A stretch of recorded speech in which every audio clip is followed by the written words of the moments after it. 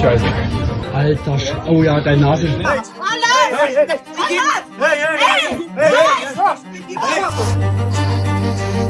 Es war dieser Mann, der ein Messer aus seiner Tasche zog und meinen heutigen Gast ins Gesicht stach, während der eine wehrlose Frau in einer Straßenbahn verteidigte. That's when I moved back. He tried to kick over the seat right next to the woman's face. I moved back, open hands, stop, stop, stop, and that's when I heard click, click. It was like this pause in time, like everything just slowed down, and I'm like, all right, this way, and then bam, came right across. That was maybe like half a second. That's crazy. Was los mit dir? It's okay. Hey, stop! Ihr habt sicher aus den Nachrichten von ihm gehört. John Rudett, ein US-Model, der Opfer eines Messerangriffs durch einen Syrer wurde. Doch als John anschließend öffentlich die Migrationspolitik unseres Landes kritisierte, wollten die Medien plötzlich nichts mehr von ihm wissen. It's concerning that a lot of this stuff is organized. A lot of it is not just happenstance. It's people learning what it feels like to kill civilians. And that is crazy. And I don't think the political field is treating that with enough seriousness. Aber was fehlt noch zu dieser statistisch leider normalen Erfahrung in deutschen Städten?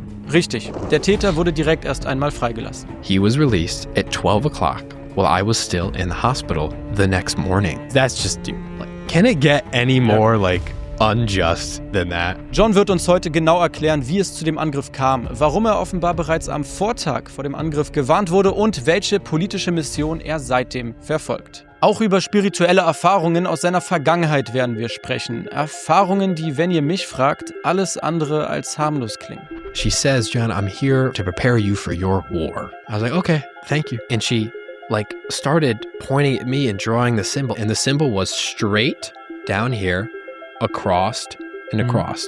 In pretty much the same pattern that I got slashed. Willkommen zur ersten Podcast-Folge auf Englisch. Und ja, ich entschuldige mich jetzt schon dafür, euch mein Englisch anzutun, aber glaubt mir, für diesen Gast lohnt es sich.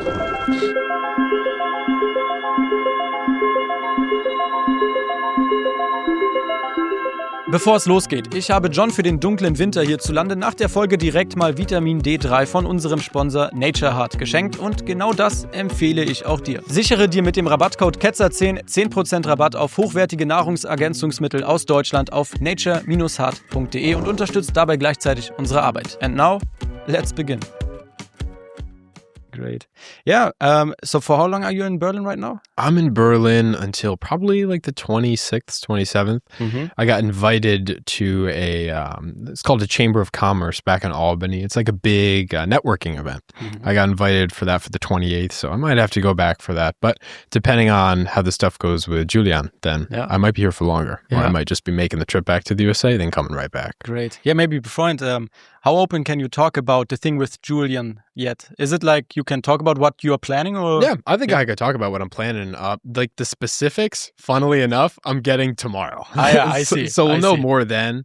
But whether Julian is involved in the whole picture of it or not, I do intend to still conduct those interviews with the parliamentary members, still push for the unification of a solid media platform that's linked between the United States and Germany. That's my top priority right now. It's a crazy idea. But I'm going to give you some lessons in German and you give me some in English. I love it. Deal, brother. Deal. Let's do it like that. And could you say that your life really changed from this one day to another, or was your political interest there for a couple of years already? My political interest had always been there. It had just been something that I kind of safeguarded in a way. I loved talking to people about politics. I loved having hard-hitting political conversations, right? The stuff that really brings the clarity on what you believe.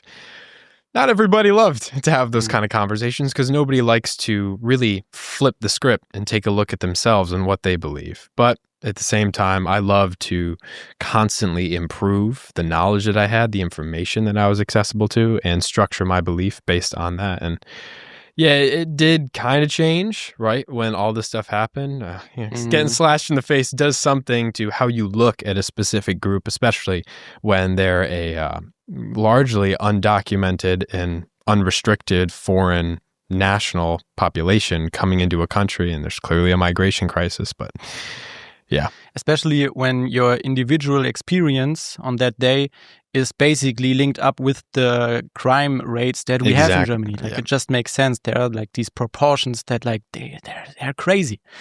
Yeah, but yeah, you are all you're only 21 years old, right? 21 years old. That's crazy. Yeah. I'm not the first one that's gonna tell you that, but you're really reif, which you would say in German, right?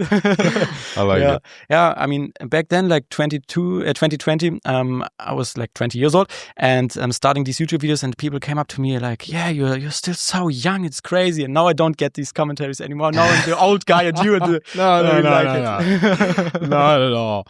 So you're 25? 25. Yeah. Wow, man. That's great. You've built something that's amazing with this. Absolutely amazing. So, John, my first question actually would be, on that day, why were you in Germany? What was the case for you being in Dresden, actually? Yeah. I had come back to visit my host father, and we had a lot of trips planned. We were going to Poland. We were going to Zurich, Switzerland. We ended up going to Zurich, right? My flight got delayed, some bad weather, got in a day late, rushed over to Zurich. And that night, the August 23rd, going into the 24th, was the first night like I was really back in Dresden. First night I was back in Dresden, able to relax. I had one day there before really we left for Poland. As everybody knows, that trip got cut short and I wasn't able to go. But that event on the 23rd was just, it was crazy. We were just going out for a night between venues, a night to party, a night to hang out. It was just a friendly time with friendly people. My host brother, friend of mine that I trained with a long time ago back in 2023. Feels like a long time ago. What did you train? MMA. Ah, okay. MMA, yeah. At Kampfsport Academy, Dresden, and there was also a MMA studio here in Berlin, Dragoon. Old Dragoon. I don't know its new name. It's like located in around like the Alte Köpenick area.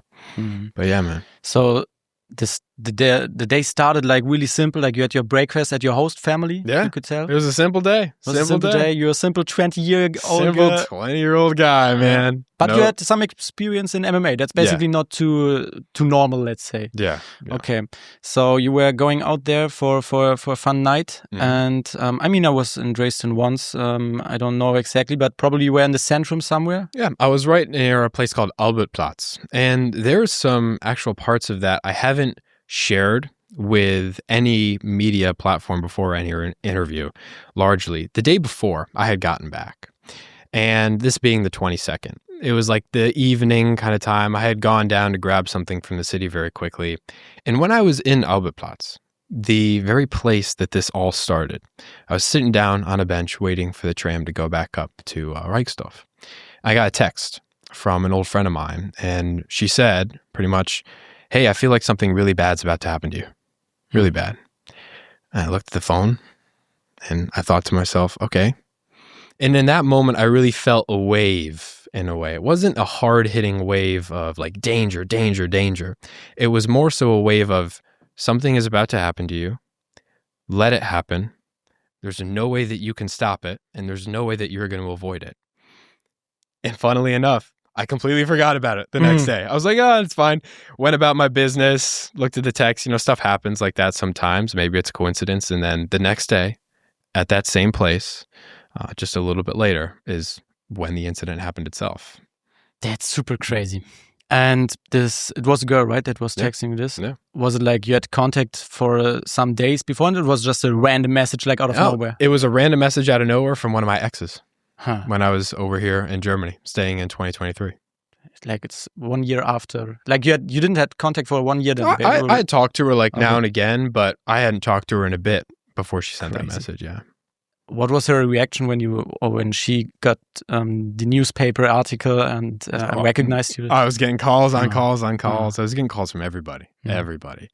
And it came as a big shock. A lot of my family back in the States didn't know really what happened. They got the calls like the doctor's on the phone, he wants to talk to you. And my mother with my father, her husband, my dad was in the military for 20 years, Iraq, Afghanistan, Syria, Lebanon, like a lot of places that he can and can't talk about. So when it comes down to being ready to get the call about the loss of a family member, her body just went right into that, right into, I'm ready to get the call that my son is dead. And thankfully enough, I wasn't, because I moved. And I wholeheartedly believe if I hadn't have moved in that split second where I heard that click, that would have cut my carotid and I would have bled out right there, real quick, just like Irina Zawutska did. Yeah. Yeah, let's get to that in a couple of minutes. But did you also got a call from this girl that was writing you this message? Oh, okay. Yeah. What was she? John, how are you? How are you? Are you okay? Okay. Yeah, I'm okay. Of course. But was it a thing to talk about that she basically sent you that message? Like, no, that stuff happens a lot, and that's some stuff we can get into later on too. And it has to do not only with my upbringing, and there's some abnormal practices or things I was exposed to as a young age when it comes to spirituality, large-scale learning, teaching, and that kind of stuff that I was guided through when I was young after I had some stuff start happening. And yeah, it's colored my life and really gave it a good, strong direction. Okay. Crazy, because I mean, probably you don't know that, but like this podcast basically comes out of my interest in these spiritual topics. Oh, brother. Yeah. We got a lot to talk about today. I think so. In the beginning I was like, yeah, we can maybe like 1 or 2 hours, and you were already like, no, we can talk, and I think we have to talk now. I had a feeling we were going to talk about some stuff like this. So, Great. Yeah, because of course we have a great political topic, or let's say a big political topic today. And maybe we can really start with that. So we already know we are from the US visiting your family here in Dresden, your hosting family, and then you were sitting on this train station with your friends, or you've been alone? Yeah, so we were going out from one venue to another. It was late. It was like around 12 o'clock. We had gone from a place called Olandstrasse over to Albertplatz, kind of like the center of all the trams. Everybody goes, north, south, east to west kind of thing. We got on it, headed south towards the city. Took a seat in the back of the tram, me, my host brother, and the training friend of mine. And we were just smiling, laughing, making jokes, as guys do at 12 midnight kind of thing, just going out for a fun night. And that's when the girl behind me sat down, and there was another woman, a brown-haired woman, that was near her. They were together. I had seen them like shortly before that evening together, and there's another part of that as well. But what really concerned me is when this guy, out of nowhere, just started shouting, coming over to her, bothering her, turned around, and I'm looking at this going down. I'm like, what is going on here? I stood up, open palm, just asking, hey, what's going on here, man? Stop, chill out. And dude, he turned his anger right from her to me, started slurring, swearing, yelling in some language that I did not understand. And at that point, I'm like, dude, just calm down. The woman turned to me. She's like, it's okay. And in that moment, I'm like, oh, this is going to be bad. One of my friends translated that they were like part of the same clique kind of thing. And I sat back down. I'm not here to make any problems. I'm not here to start anything that doesn't have to escalate, Sat back down. But I knew in that moment that this is it. This is what I had received the text about yesterday. Okay. I looked at the security camera. I winked at it because I knew No, something. you did? I winked at it. Yeah, brother. Crazy. I knew this stuff was about to go down. I had that gut feeling. Yeah. And lo and behold, he came right back, started screaming. She stood up. That's when he took his fist, punched her, upper body, head. I couldn't see from my angle really, but it looked up there, and then grabbed her like that, threw her down into the corner of the tram in the seat. And that's when I stood up and solved him in a way before the other guy came up and slashed me in the face. How crowded was this? Dude, it was full. It was full. Yeah, it's party night, man. It's party night. It's full tram. So you could really, like in a movie, think about it like there's this one aggressor, there's this woman, there's you, and then there are a lot of people, but they're just like, they have a look and... It's exactly what happened. Crazy. Yeah. Okay. It originally didn't bother me, the fact that these people didn't get involved, didn't try, didn't stop. Because I understand. It's like a situation like that. If it's everything you hear about on the news, of course you're scared. Of course you're fearing for your life. You just want to go out and have a fun night the same way I did. Why do you have to get involved in a knife fight on public transportation in a civilized European society? That is not our culture. It is not European culture. It's not American culture. We don't want that here. You guys don't want that here. And it's a shame that people have to walk around with that fear. And I think that fear led to a little bit of their indecisiveness when it came to it. But as I heard the German people more angry that this is a reality here, angry that nobody's doing anything about it, I could only think about, well, why did nobody help in that case? The tram was full. There were probably some people of those belief sets there. Why didn't they intervene? Why didn't they help me? An der Stelle eine kurze Unterbrechung in eigener Sache. Diese Folge behandelt Themen, die bewusst unbequem und kontrovers sind. Genau deshalb besteht die Möglichkeit, dass sie als werbeunfreundlich eingestuft und nicht monetarisiert wird. Das bedeutet im Zweifel, trotz mehrstündiger Arbeit, Recherche, Dreh, Schnitt und aller Kosten im Hintergrund verdienen wir womöglich mit dieser Episode keinen einzigen Cent. Wenn du möchtest, dass solche Gespräche trotzdem stattfinden können, unabhängig von Algorithmen, Werbekunden oder politischer Bequemlichkeit, dann kannst du uns freiwillig über die Spendenplattform Ko-fi unterstützen. Jede Unterstützung hilft dabei, genau diese Art von Inhalten auch in Zukunft möglich zu machen. Den Link findest du in der Videobeschreibung und im angepinnten Kommentar. Vielen, vielen Dank für deine Hilfe und jetzt zurück zur Folge. Were you thinking about that could be like a knife attack, or didn't you had this as a possibility in your mind? Because when there's some aggressors, you can think about, I mean, I'm from the US and over there, maybe you get shot, but in Germany not, so they have their fists, or did you had in mind that there could be a knife? No. Okay. No, the first attacker of the woman had something that he put in between his fingers and he hit me with, right? It looked metal. I didn't know what it was at the time. It looks like a lighter kind of now. But the second guy was not involved in this incident, had no place in anything that was going on, did not need to do what he did, but he did. And that guy's demeanor was very different from the first attacker. The first attacker was all rambunctious, loud, obviously on probably something, it looked like. But the second guy was not. Clear, sound mind. He knew exactly what he was doing. He moved. He positioned himself like he was waiting for the opportunity to take my life. And he tried. But these two guys knew each other? I don't know. Okay. I don't know. I hadn't seen them together before that moment. I had seen the first guy, right?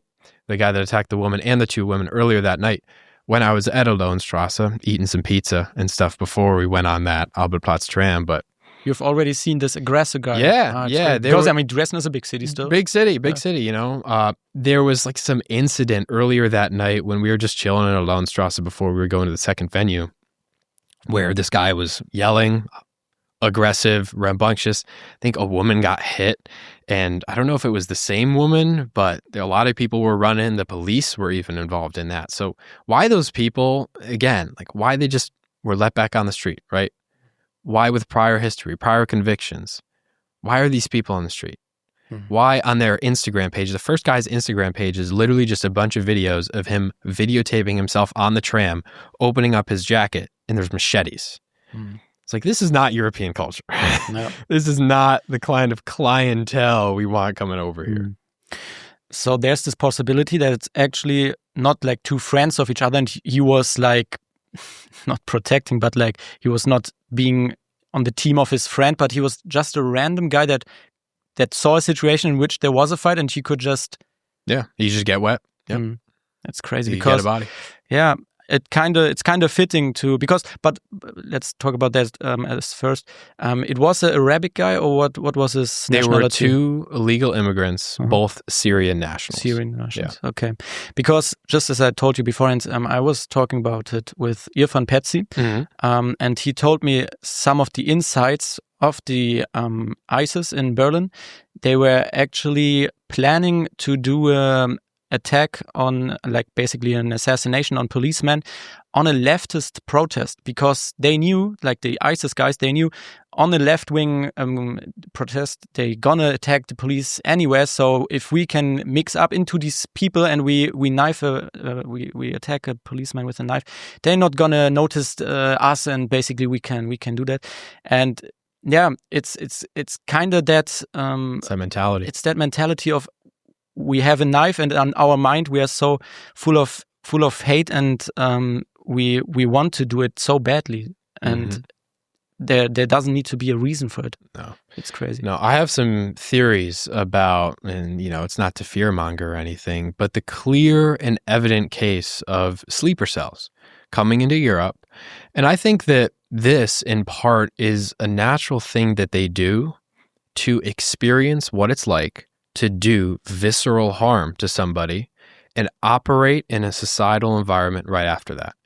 Because when these people, I mean, it's on cameras everywhere, security cameras, social media, X, TikTok, Instagram, there's videos of people getting knifed, people getting attacked. And these Syrian guys stab, right? They put their knife away and they just chill. And they just chill. What is it like to feel that adrenaline rush? What is it like to plan that exit, that exfil? That's concerning that it's happening within our borders. And as you were talking about just a second ago, it's concerning that a lot of this stuff is organized. A lot of it is not just happenstance. It's people learning what it feels like to kill civilians. And that is crazy. It's crazy, and it's a big danger. And I don't think the political field, the political spectrum here, at least in Germany too, is treating that with enough seriousness. Yeah. They are putting a lot of seriousness in regards of the conservative people. Yeah. Oh my God. Yeah, they're labeled the terrorists, right? If they want to, they can really get to a group, but it's the wrong group basically. Also, this Irfan Perzi, just to finish the story, he was giving these informations. It was back then 2015 something. To the BND, to the secret police, and because of his informations, because he was working as an agent for them, these police assassination could get basically, wie sagst du, aufgehalten. They could stop the assassination. They prevent it. Yeah, they prevented it, but that's the crazy part. They didn't have no real proof to get these 3 or 4 guys to get them into the prison, so they really just had to get them in the cell for one night, and afterwards they were free again because it was just prevention. We can't do anything about it. It's crazy. It's crazy. It's crazy. There's an old American way of thinking when it comes to like teaching Marines in Afghanistan. It's called being left of bang and right of bang. If you're left of bang, you're preventing and avoiding potential danger from ever occurring. Right? It's a good place to be. Being right of bang is being off guard, unprepared, and now you're the victim. It seems to me like all the legislation, laws put into place here in Germany makes everybody already right of bang. There's no preventative measures, none at all. And even when, just as you said, right, these people get put behind bars, can't get them for anything. They'll be out in the morning, and they know that. The guy that beat up the woman knew that. He was released at 12 o'clock while I was still in the hospital the next morning. I had something to say about that. And that's when all this stuff started. Because that's just, dude, like, can it get any more like unjust than that? It's crazy. It's really like anti everything, like anti-moral, anti it's crazy to think about, but let's continue this evening. So basically, you already mentioned you have heard this click. So when I understand correctly, this aggressor, he was punching the woman. You were stopping him, and then basically behind you, or how was it that the second guy got involved? So the first guy and I had this short altercation of blows. He hit me a few times with his thing. He tried, at least. I hit him. And he tried to distance and still attack, right? That's when I moved back. He tried to kick over the seat right next to the woman's face, like just trying to kick me over the chair. Okay, yeah. I moved back, open hands, stop, stop, stop. And that's when I heard click, click. It was the sound, and I know what knives sound like. I know what assisted opening knife sounds like, and it sounded like an assisted opening knife. People say box cutter. I don't know at the end of the day. Box cutter was box cutter, like a kind of thing. Yeah. Teppichmesser. A Teppichmesser, yeah. I didn't think it sounded like that one. It sounded just like a quick gravity assisted opening knife. Butterfly. Something like that, yeah. And then that's when I felt almost this weird too. It was like this pause in time. Like everything just slowed down. Everything got quiet. And there were 2 clear options. I felt like I could align myself to one in a way. And one was I stay looking at this guy. I keep my hands up. Just look this direction. And it ends here for now. I'll come back later. Your life will end then, basically. Yeah. And then the one on the left, the one on the right, correction, is I can look over and we can keep this going. But I'm going to take a hit. And I'm like, all right, this way. And then, bam, came right across. It felt like I had all the time in the world to decide, but I didn't.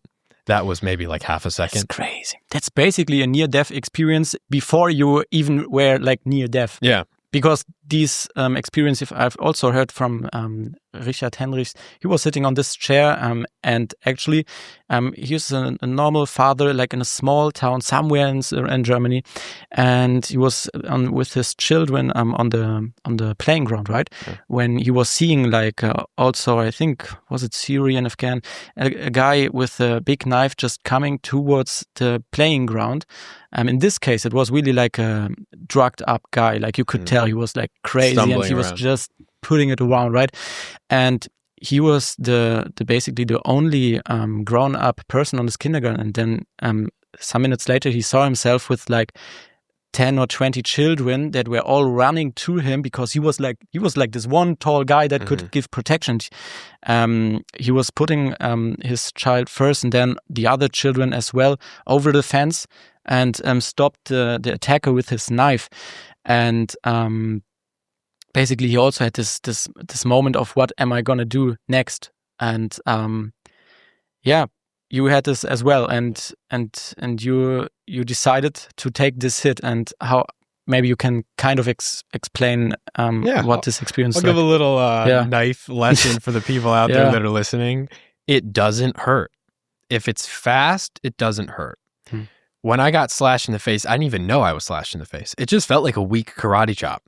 And I remember feeling this like clicking inside my face, like this dull click, right? And I think that was the knife when it hit like my nasal bone and went down into my mouth. But I felt this dull click, karate chop, little weak hit. I took a step back. I'm like, my face feels weird. I'm like, oh. And I was bleeding heavy. And I had worked in EMS for, I'd say, a year and a half at that point. EMS? Yes, emergency medical service. Okay. Rettungssanitäter, Notfallsanitäter, that kind of stuff. I know what blood looks like. Not scared of blood. I'm good. And the first thing that I really checked when all that stuff happened is, can I breathe? Okay, I can breathe. I'm looking around. All right, can I see? Okay. No need to stress. Yeah, I'm bleeding bad. Yeah, you probably got an artery because it's spraying, right? There's going to be an ambulance here in probably 3 minutes. It's going to feel like 10, but it'll be here quick. And it was kind of there in like 3-5 minutes. And they handed me off and plugged it up the best they could. But I was doing my best in the tram. Some people were coming over and like giving me tissues after the fact. And I knew it wasn't going to stop the bleeding. Yeah, but sure. The knife attack never hurt. It never hurt. Also not the day afterwards? Huh? It never hurt, man. Never hurt. I have some theories about it. It feels like if you do the right thing, you won't be in pain. That entire altercation, I had no anger. Resentment. I wasn't doing anything to harm anybody. I was simply, when I needed to, intervene physically and aggressively. It was just to protect that woman. It was just to stop that violence from taking place. And so I did that. I didn't do more. I didn't hurt him. I didn't throw punches at him more after the contact was broken. It was hands up, open palm to start it, hands up, open palm to finish it. I had no spiritual connection, in a way, if you want to talk about it, to that altercation. I took nothing with me. And that hit, right? I was okay. It was a shocking experience, yeah. I had never had an experience like that before, but it wasn't one that threw me emotionally. And what was with the attacker in this moment after the knife attack? He shouted a few words, and then he disappeared. Okay. Disappeared. So the train stopped at some point, probably immediately? Yeah. We were actually right coming up on the stop when that happened. And my host brother went up, grabbed the emergency stop alarm, pushed that down, coordinated with the officials. My buddy, the training buddy, hopped on the phone immediately. His father was actually the guy that took the call on the other line for 112. And they were able to coordinate resources to me. I think they got me to the hospital in like 30 minutes. That's quite good. Yeah, from knife to needle was 30 minutes. It's crazy. And the attacker just ran outside and did his day, or what? Yeah, so the security cam footage showed the attacker walking towards the end of the tram, pretty much the opposite end, called somebody up. He was on the phone talking to somebody, probably being like, yo, I just got this guy. Little did he know. But he left the tram and then walked this way. And after that, I don't know what happened. I don't know where he went. But the police got only the attacker that attacked the woman, or also? So the first day, they only got the attacker that attacked the woman. Now, let me tell somebody something. This guy, after beating up the woman, right? All of this stuff going down, me getting slashed in the face, was so just off the wall that he went to the next tram stop, waiting for the tram to come down the line of the tram we were on. Our tram wasn't going anywhere. Okay. It's staying put. It's a crime scene now. This dude literally went to the next tram stop and waited like an idiot. Okay. And then the police driving by were like, what the? Yeah. And then arrested him. It's kind of the level, just like we Germans do it with the Christmas market. We don't protect our borders, but we protect our Christmas. That's what we're doing now. That's not idiot. Oh my God. That's great. Okay. And the guy got arrested, but he got out of this cell like the day, even before you got out of hospital, you told me? Yeah. The next morning, right, I woke up, it's 12 o'clock noon, and that's when I posted like the initial video. It's like, yo guys, you want to hear a immigration problem in Europe? I'll tell you about it. And that's when I posted up the video. That was the first video, and beforehand you were like, you have some model photos of you basically? Yeah, there's some model photos on my page, really nothing. It was a small Instagram comparatively, and that's when it just blew up. Yeah. Okay. And the other guy, of course, the one that attacked you, what is with him? Do we have some information about him? We have very little information about him. He has decided to not make any comments, not say anything, really, which is a smart legal move, right? And I don't blame him for it. He's trying to protect himself, right? But at the end of the day, all we really know is that he's a Syrian national. He had prior history before. A couple of my buddies said he was a drug dealer, and the police also supported that fact. So, yeah, that's about it. We don't have much information on the guy. Maybe in the upcoming prosecution we might get more, but dude, I don't think we're going to get any justice. And right now he's in U-Haft, so he's in this cell before the actual process is going to take. Probably for about another 10 days. Only 10 days. They can only keep him for 6 months. And then he'll be back on the street. Both of them will be. Justice. It's crazy. It's crazy. But when is going to be the Gerichtsverhandlung? The day where the judge is going to do something? There has been no announcement. No announcement. None. No. Yeah. Police can, and the system basically, they can be slow if it's if it's not something that right wingers did, basically. Yep. I mean, I don't want to blame all the people working there, of course not, but the system, the justice system is in Germany. It's crazy. I bet there are some honest people, right? Common sense people working those jobs that want to do the right thing and know that the wrong thing is being done. They know that we're not going to get justice from a result like this, but their hands are tied. Yeah. And I don't think those people are in the positions of power, right? They may be moving the documents, they may be waiting and being assistants, but they're not in those positions that make the decisions, but they know it's wrong. Everybody knows it's wrong, man. And if they talk about it, if they don't keep their mouth shut, then they're going to be kicked out of the system. And that's crazy. Doesn't sound like a democracy to me, does it? No. Okay. It's still a crazy fact because he's an illegal immigrant. He had a history. He shouldn't be in this country. No, he should not. And now he will be on your streets. On our streets. After doing this. Yeah, Feroz Khan once told that it's especially for the German people living here. Of course, they're angry if they not only angry but also scared because they know that our judicial system they don't handle this problem. The problems will still move around on the streets freely. So you have to be like, okay, who is this guy? Is this a normal Syrian guy that came here, or is this one guy that a day before he just knifed somebody? Now he's outside because these people shouldn't be outside on the streets. And then those same people will also say, oh, it's racist to be cautious around them. It's racist to, watch your back. No, it's not. It's not. This is a clear pattern. Pattern recognition. Pattern recognition. Kind of. Okay. But I have one personal question in this exact moment. Before all that started, you already saw this guy shouting, and then also let's only say he was shouting and he was this aggressive, right? Okay. Had you had some like experience with your body, like a little bit nervous, shaky, like a little bit, okay, it's not a normal situation, or was super calm? No, super calm. Crazy. That's cool. Yeah, I did my best to stay as relaxed as possible. When you get that hit of adrenaline, right? Working in EMS is great for getting used to adrenaline hits. Getting used to, you're on your way to your like first really bad cardiac arrest. You look down, your hands just like shaking. Like, okay. You're controlling your breathing, getting your mind centered. And when you get to the scene, there's a task. What task are you assigned with? Is it compressions? Is it airway? Is it drawing up drugs? Is it access? It's very, very operation focused. And if you can stay in that mindset of operation focused, what do I need to do? What's the task at hand? What is necessitized? Does this need to be fixed? You get rid of all of that.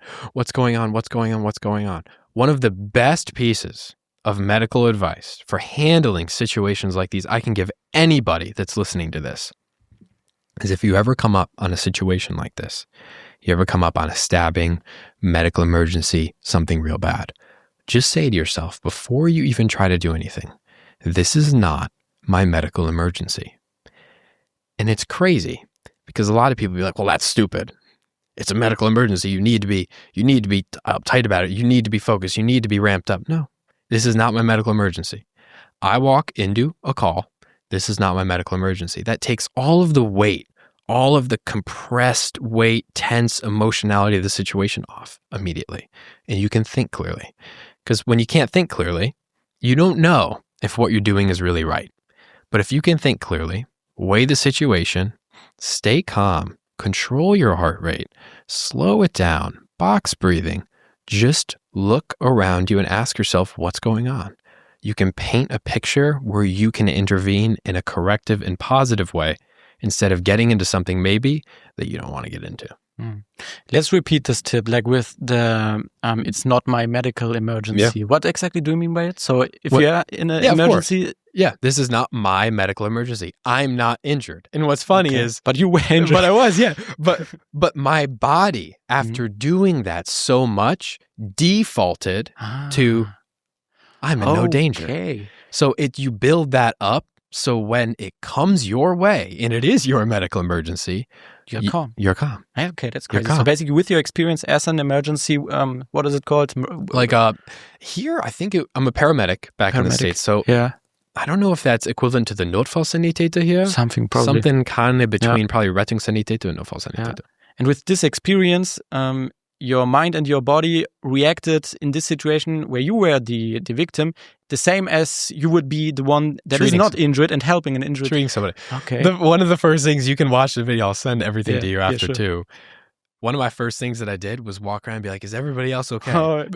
Why you? No Is everybody okay? And I didn't realize. And they were like on their phone, like, it's everything. I didn't realize why everybody was looking at me like so weird. Like I was talking to this one guy, I'm like, bist du okay? Bist du okay? And I didn't realize like I was spraying blood like onto the chair. Man. And he was moving back and I'm like, oh, my bad. My bad. Kind of thing. I mean, that's a crazy mix because at first you would say, this guy is under a shock moment. Now he's like doing irrational things because he's the one injured and asking everybody. It's like irrational, but it's kind of your that's my default. It's your default as a Notfallsanitäter, as an emergency worker. It's crazy. I was worried too. Like if he's gonna slash me for something, I mean, he could walk by and just slit somebody's throat just for the fun of it. Yeah, with the way he's acting. So I was legitimately like, is everybody else okay? Is somebody else injured? I mean, let's talk about that for a minute because I mean, I can see your scarf. It's over the ear, over the nose. It's also right under the eye. So this is a separate one. I've got a lot of scars on my face, but this one in particular, he slit the eyelid, went down into the nose, hit the bridge, down, like cut my nose in half, cut my upper lip here in half. You can probably see the scarring there, and then went into the mouth somehow. Bounced out and kept going like down here. Yeah. It's crazy. So what is about the second one? This is just when I was younger. Oh, okay. Yeah. This is when I was younger.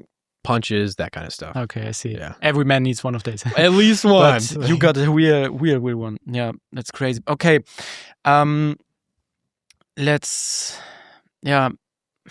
I really have to comprehend all that dude, because yeah. it's crazy.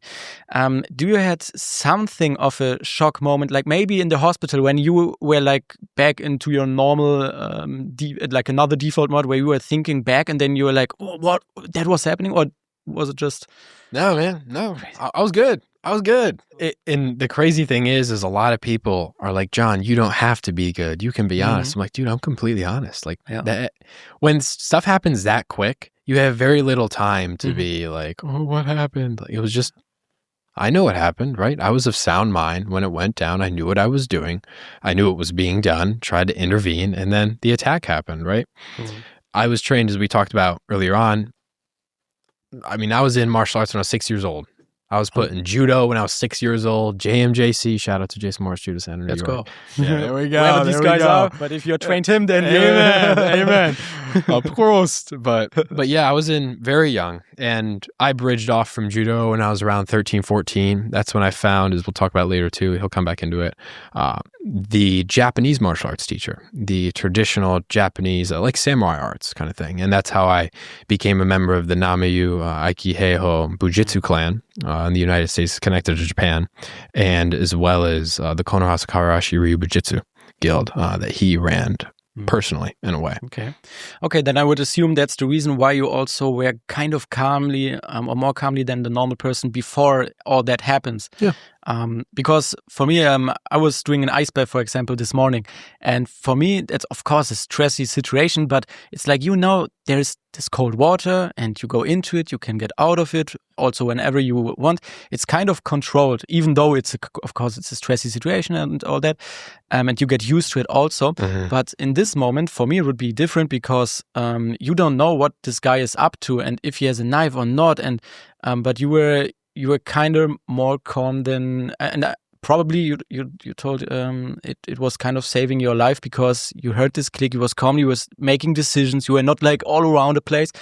And with this scarf, you would say this was the scarf that made you survive basically. If you wouldn't have moved, you would have got it into your neck or what?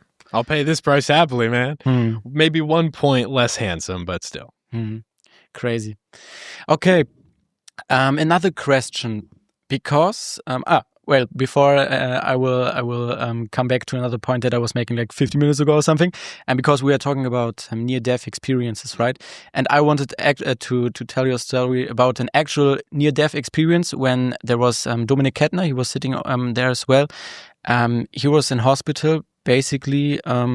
Like 1 second before dying, he had this vision in which God told him, you can decide, do you want to still live or not? And he said, I want to live, but he knew it's going to be tough. It's not going to be like an easy one, but he still decided to be with his family. It's probably the most crazy story that I've ever heard, because in this same moment, his wife was pregnant in the same hospital, having the birth of his, I think, first child, and he got a tumor, cancer tumor, over here, like where the woman were like pregnant with the baby, and they were like the doctors were doing a move that they wouldn't normally do, because they did a super risky move, cutting it out with like a 1 to 100,000 chance that it could work, but it worked. So he survived this night.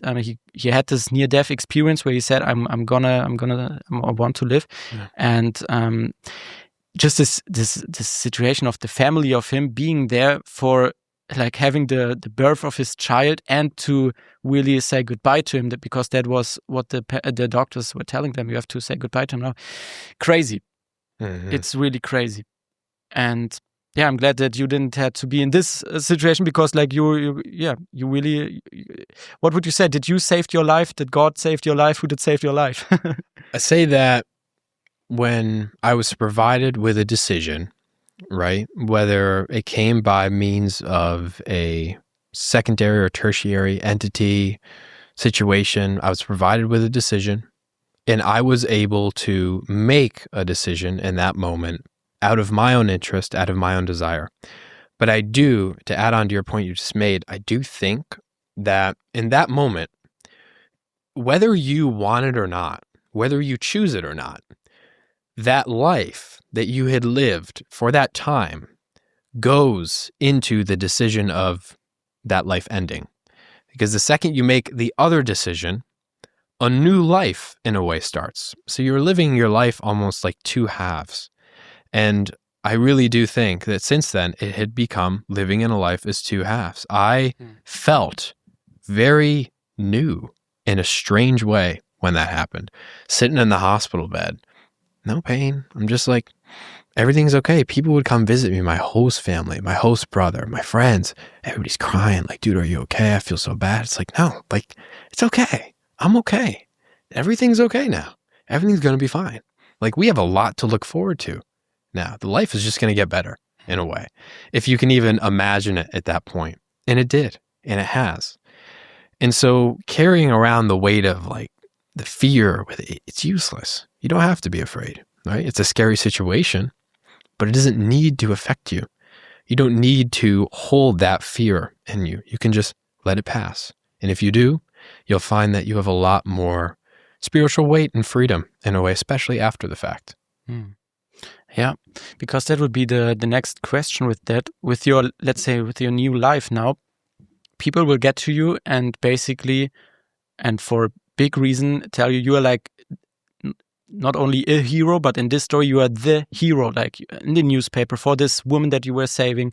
You survived. Now you are doing it publicly. You are brave. You are out there. You are the hero.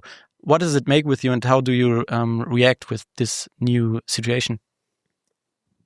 One thing I learned from this is that never in life do you make yourself a hero. Never in life do you give yourself that stamp and it sticks. People decide that for you, as well as people decide if they like what you say, if they like who you are, whether or not they'll support you, whether or not you have a platform to speak. It comes from the people. And throughout that entire process, I was so grateful for everybody that was just naturally in my corner, naturally sending me love. Everybody too. And I got a lot of messages, especially from young women, like my age, 20, 21, 22, about people attacking them too, and nobody being there to help. And the fact that this happened, the fact that I intervened, gave them a comfort that there were still some people out there like that. And dude, the first 5 messages, be like, yeah, thank you so much for reaching out. This means a lot. When you get 100, 200, 300, it's hard to not really feel the weight of that and think, dude, there's a legitimate problem here. There's a legitimate problem here nobody feels safe enough to come out and talk about. And that's even a bigger problem. So that weight of how much this has happened here hit me hard in the hospital room. I was more sad than anything. I could care less about my face. It'll be fine. I'll live, whatever. I care about these people, right? And everybody asked me since then, why do you come back to Germany? Why are you fighting here? You're American. You have no place here. No, I have a place here now. I have a place here now. And it would kill me in a way to leave all those people behind. All those people that came out and just naturally gave their support, naturally gave their praise, gave their love. That's not a gift that only works one way. That demands repayment. And I want to repay that as much as possible here. And so I'm going to do what I can. So your new life started kind of in a spiritual way as well, that you are not having this fear all day long. And also, I mean, if you have been in Dresden since then, right? Yeah, I just came from Dresden. You've just came from Dresden right now, right? And you have probably visiting this place as well. Yeah. And what is it like to be there? Riding the tram, man. Just another day in Dresden. Yeah. Just another day. It's cold out there, but yeah. Other than that, it's no different. It's no different. It's just riding the tram, going about the day, right? I'm not checking over my back any more than I always have been. It's always just been a basic precaution. Yeah. It's always good to know your surroundings, and I knew them then and I still know them now. Yeah, I see. And the second part of this new life is also work-wise. I mean, you were a modeling, then you get your face with a big knife attack. I mean, the doctors did a great job. I think. I mean, you did great. Thank you. But I think I've read that you said like, yeah, probably my career is over now. Oh, in modeling, 100%. Okay. 100%. And it's not necessarily just because of the scar, right? Because I had brands, especially in Berlin, reach out to me right after that happened. Be like, hey, we'd love to do a shoot with you for our clothing brand, our streetwear brand. Yeah. I'm like, yeah, sounds good. At the time, I was in the Baltic Sea. We can get into that too. In the Baltic Sea? In the Baltic Sea. Oh, okay, yeah. When I got out of the hospital, we took a trip right near like Peenemünde, and we're just chilling there. Peenemünde. Oh, that's great. Yeah. I mean, it used to be great. Yeah. But yeah. Yep. So yeah, a lot of people had, I'm trying to figure out a good way to phrase this. So yeah, I was in the Baltic Sea, and the modeling stuff, I got like messages from people in Berlin, and I don't want to like name any names, right? Just out of respect's sake, but they all withdrew their comments. They all withdrew their offers in one big fell swoop. Like everybody that had offered me it, right? They were taking the offers back. Yeah, took the offer right back. All at the same time. And like these brands aren't coordinated to each other. So I'm like, that's strange. It's a little strange. Make you think. Make you think. And they all cited, like, based on what I had said. But how would they say it? They write you an email and they'd say, your value. And they can't tell you, your YouTube views, these are bad values because like you didn't even start it, right? With your commentaries on it. I didn't even really start commentating on anything. But they still found some reason. It was probably politically charged, right? Whether or not it was because the AfD came out and supported it. Whether or not it was because of some things I said on interviews, I'll never know. No. But what I do know is they withdrew their interviews, withdrew their opportunities for shootings, and it never ended up happening. So I think my modeling careers ended because of what I stand for, and that's actually why I started my clothing brand, Kosos. Yeah, let's go. That's great. Let's go. So basically, you had this commentary like in the hospital. We were telling we have a migration problem. That was one comment, but you weren't like the new conservative voice for the young people in the whole US and the whole Germany. No.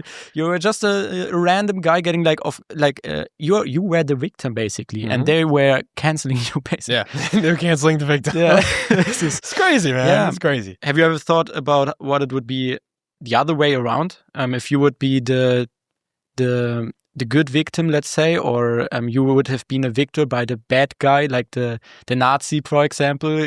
What would had you had these thoughts? Like if I was like a Nazi, or if you would have been victim by a right wing extremist, and you would have been helping a black woman, for example. Okay. Have you had these mind games? I thought about it and like weighed how would this look optically, and I realized something through going through this entire experience, and it's that, listen. No matter what happened truthfully, no matter what actually happened, the media decides what happened. The media decide who looks good and who looks bad. And no matter the truth of the incident, the media have the heaviest hand when it comes to controlling the way people see the event, read about it, hear about it. And it's a very strong arm that I think has gripped Germany for a very long time and is thankfully now losing its grip. Because when that happens, when they squeeze that tight, when the media squeezes so tight on the narrative, all the people leave and go out to the place that's more open. And that place that's more open is places like this. Individual media outlets, individual podcasts, interviews not connected to big agencies that have to follow the script in a way. Yeah. And that's why I admire what you do, man. Yeah. And they're scared about it. They're scared. They're scared. Yeah. But I mean, maybe this statement is too bold, but actually, I don't think it is, because if you would have protecting a Syrian woman, for example, from a German guy without hair, like a bald guy that was attacking her, and you would have saved her, I think the next day you basically would have been the cover face of Nike or something like that. 100%. Yeah, it's kind of like that. Yeah, I never thought about it that way. I completely agree with you, because that's what they do. Yeah. I don't think it's too bold. I would say No, you would it's be not the too bold at face all. of tolerant Germany. Tolerant Germany, but I'd be wearing the gay pride flag, like all that stuff. Like honestly, and here's the thing. There would be a big plot twist if you would have. Oh yeah, big plot twist. Yeah, then you come out in an interview and you're not woke. You're not like I'm not just this. I was straight up like simple-minded, common sense conservative, and they're like, oh no, he's the evil guy. He's not our cover face anymore. Let's get rid of him. He did something a while back. We're not really going to name. Just disappears. No, but you're exactly right. And I mean, we even see a smaller example of that, but not less significant, with what happened with the woman in the ICE agent back in back in the States. A woman got shot at a like ICE checkpoint, or two ICE agents were trying to stop a woman from driving away. And she looked like, from the video, from multiple angles, drove right into him. A shot was fired and she ended up dead. Now, the left were very vocal about that, especially in America. Great tragedy, martyr. But nobody in those same people were all silent when Irina Zalutska happened. We're all silent when a clear racially motivated attack occurred on U.S. soil. The left had nothing to say. They didn't want to address it. They fought tooth and nail to not even debate the attack and the terribleness of the attack, but debate being racially motivated. When the guy literally walked away saying, I got that white girl. I got that white girl. That's an epidemic. And that epidemic I'm seeing concentrated in the U.S., but I see that coming from here. I see these racially motivated attacks from Syrians attacking white people, raping young white women. And it's crazy. And nobody's coming out and saying this is racially motivated. It's 100% racially motivated. Okay. Because normally I would always say like, all the things, either good or bad, they come from the US. 5 years later, they're going to be in Germany. But with this, you say basically attacks on white people, they're happening over here in Europe. And now we see that they're happening more and more in the US as well. Would you say that it's happening here? I say that they're happening in different ways. Violence in the USA is conducted through many more shapes and forms than it is here in Germany. Germany, in Europe in general, don't really have access to firearms, right? Firearms, big violence problem in the United States. Does that mean we should get rid of all guns? No. Does that mean we should even tighten up on gun policy? No. We should actually, if you look at the United States and you look at the statistical organizations of cities and gun-related violence and crime and killing, the locations in the cities with the strictest gun policies have the highest gun crime. The place where everybody has guns, there's very little crime. Much less than these primarily blue, democratic-run cities. And I'm seeing in Germany as well, places that are predominantly blue, interpretable democratic cities, right? SPD, CDU now, right? They're really, blue is the other way around. It's really the other way around. Really big crime problems. I think last time I was in Germany in and around December, a Syrian guy got arrested for trying to bring in an AK-47 into a nightclub in Leipzig. Crazy. I have not heard about it. Yeah, it's something crazy. It's just happening. Like, it's just a little newspaper like, oh, okay, next day, another nowhere. one. Exactly. It's nowhere. They just quieted it right down. It's strange how that's happening here. It's crazy. Okay, so then let's talk about what happened after this day. You were in the hospital for 1 day? 3 days. 3 days? Yeah. You recovered well, and then basically they said, okay, you're fine now live your life, basically, right? Yep. The police probably came to you and asked you the typical questions. Mm-hmm. The police came to me, I believe it was the first or second day. The police chief came in. They did a little photo op. They shook my hand. They took some pictures. And I asked them, hey, are you guys... The policeman took photos with you? Yeah. As a hero that you would be... like shaking hands with the chief respect, of police. Respect. Right. Okay, that's good. And I'm like, hey, am I ever going to see these pictures like online? Can I have them? They're like, no. You're going to see some LGBTQ flags on this page. Yeah. They're like, no, you're not going to see them. I'm like, why am I not going to see these pictures? You guys are shaking them with me. It's like, well, we probably won't release them to the public. I'm like, okay. They gave me flowers. I put down the flowers, and he's like, now you will be interrogated. And then all the policemen come in and ask me the questions for like 4 hours. So it happened like right there. I was talking. That was it basically. So yeah. Okay. Yeah. Okay. The policeman like treated you as like, okay, it was great thing. Now photo, flowers, and now you get into this 4-hour interview. Mm-hmm. And okay, that's one side. Because of course, if it would be the other way around, you would have been like saving an LGBTQ ally, for example. I think, the chief of the police of whole Germany basically would come to you basically. Yep. But what is about the media? How did they? Or is there something we want to talk about in this 4-hour interview? Is there something odd there, or was it like a basic? No, it was pretty much just, me talking about the event, the specifics of the stuff we already covered kind of thing. Would have been fun if you would give a description of the aggressor. Like you would say, it's probably a rabbit guy and the policeman. No, shut your mouth. That's it's not a rabbit guy. You're not allowed to say that. We're all humans, right? We're all humans, right? Yeah, that's crazy, man. Yeah, but that didn't happen at least. Yeah, no. Okay. No. The media. What was the first message from media outlets? Annabelle Schunke. Annabelle Schunke, indeed. Shout out right? to Annabelle Schunke, yep. Let's go. She reached out to me almost immediately. It sent me this very, very kind message. Dude, my face is open, right? I'm bleeding. I have tampons in my nose because they couldn't stop the internal bleeding, even after they gave me 40 stitches in the emergency surgery room. I got no sleep. I don't know what's going on. And somebody sends me this message, right? I didn't know who it was. I don't know Annabelle Schunke. I didn't know her before. It just seemed like a nice lady. And she was just a nice, well-meaning lady. And she sent me the message. She said, hey, I'd love this video. I'd love to get a few words from you. And I was more than happy to do it. I sent her the stuff, and she had the biggest hand, I think, in initially getting the stuff out and getting the attention. So at the end of the day, I have Annabelle Schunke to thank for the fact that this gained so much attention and was catapulted to even an international news, international priority. I mean, we had U.S. congressional members making statements about this. We had Richard Grenell reach out, make a public statement about it. That's big stuff, big stuff. And at the end of the day, Annabelle had the biggest hand in getting it out there and getting it to the public eye. I did a lot of work with her after that, and I continue to do work with her. I got more hate for talking to Annabelle Schunke. Bro. Please don't say it. Please, he was like, why are you talking to Annabelle Schunke? Like, bro. Who were these guys? Like friends of you? No, they probably didn't know. Other media organizations, friends, they were, why are you talking to Annabelle Schunke? I'm like, bro, I'll talk to whoever I want to.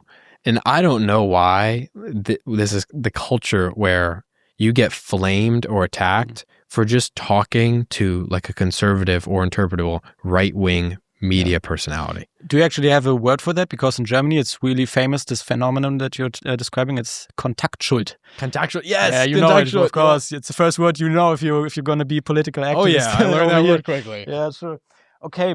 So for context, right? Annabelle Schunke is, you would say an influencer. Like she does media, she does commentaries. She's a conservative woman, and she contacted you basically in the moment it was happening, like hours later, day after something. Hours later. Okay, my first question again is like some kind of a thought experiment.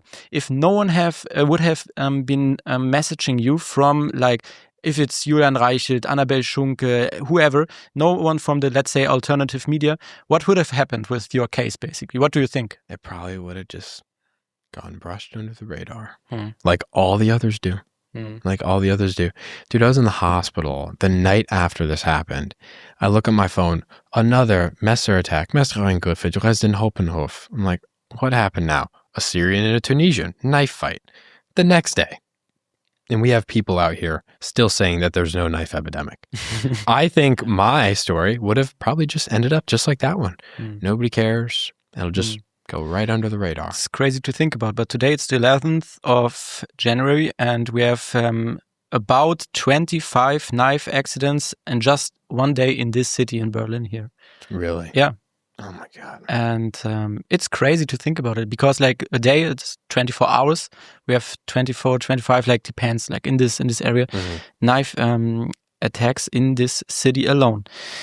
And yeah, maybe you would have been indeed just a little, there's something like the Dresdener Tagesaktuelle somewhere down there. There's some accidents over there at the train station, some police. Probably they would have said there was blood in the train, but not like a knife attack from it. There was blood in the train. We don't know. We don't know how it got there. Wonder who could have been. Oh, man. It probably just would have been another number, another statistic.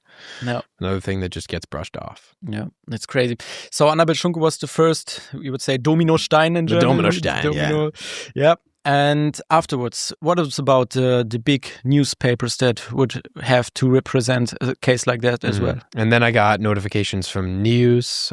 Later on, the Berliner Zeitung. I got interviews with Bild. I did a couple ones with them. But these are still also Bild and Berliner Zeitung. They're not like super big. It's not ARD. It's not Spiegel. It's not Welt. Let's say it's somewhere in the middle. Whatever. I think I got stuff from Welt. But yeah, man, it was just a lot of... What about ARD, ZDF? Any contact at one point? ARD and ZDF, these are like the public news stations that get paid, forced by our money. I don't think so, man. No. What would it be? Like don't you get paid? You only get forced in Germany to pay Welcome. I hope you enjoy it over here. It's great. It's 20 euros a month for basically nothing. Yeah, no, they didn't reach out to me. I don't know. We have like different channels for each part of Germany. In the north, you have NDR, Norddeutsches Radio, was auch immer. In Dresden, I don't know. You have probably MDR, Mitteldeutscher Rundfunk. Yeah, MDR reached out to me. They reached out, okay. Yeah. And what was it like? Do you remember? Have you talked with them? No, not really since then. It was a very like short thing. It's just, how you doing? Can you send us like a written statement? It was just a written one, yeah? Or was it a video as well? I don't think I ever did a video with them. Yeah? Okay. I remember there was one video of you, like an interview situation from a TV channel, but I don't know what it was. It could also be at RTL, like a private one. But yeah. I did a Tag 24, right? Nochmal Tag 24. Tag 24. Yeah, some private television. Yeah, probably. I think it could be this one. Yeah, yeah, because you also could have been portrayed in a ARD Monitor docu as a hero. You are like in this situation.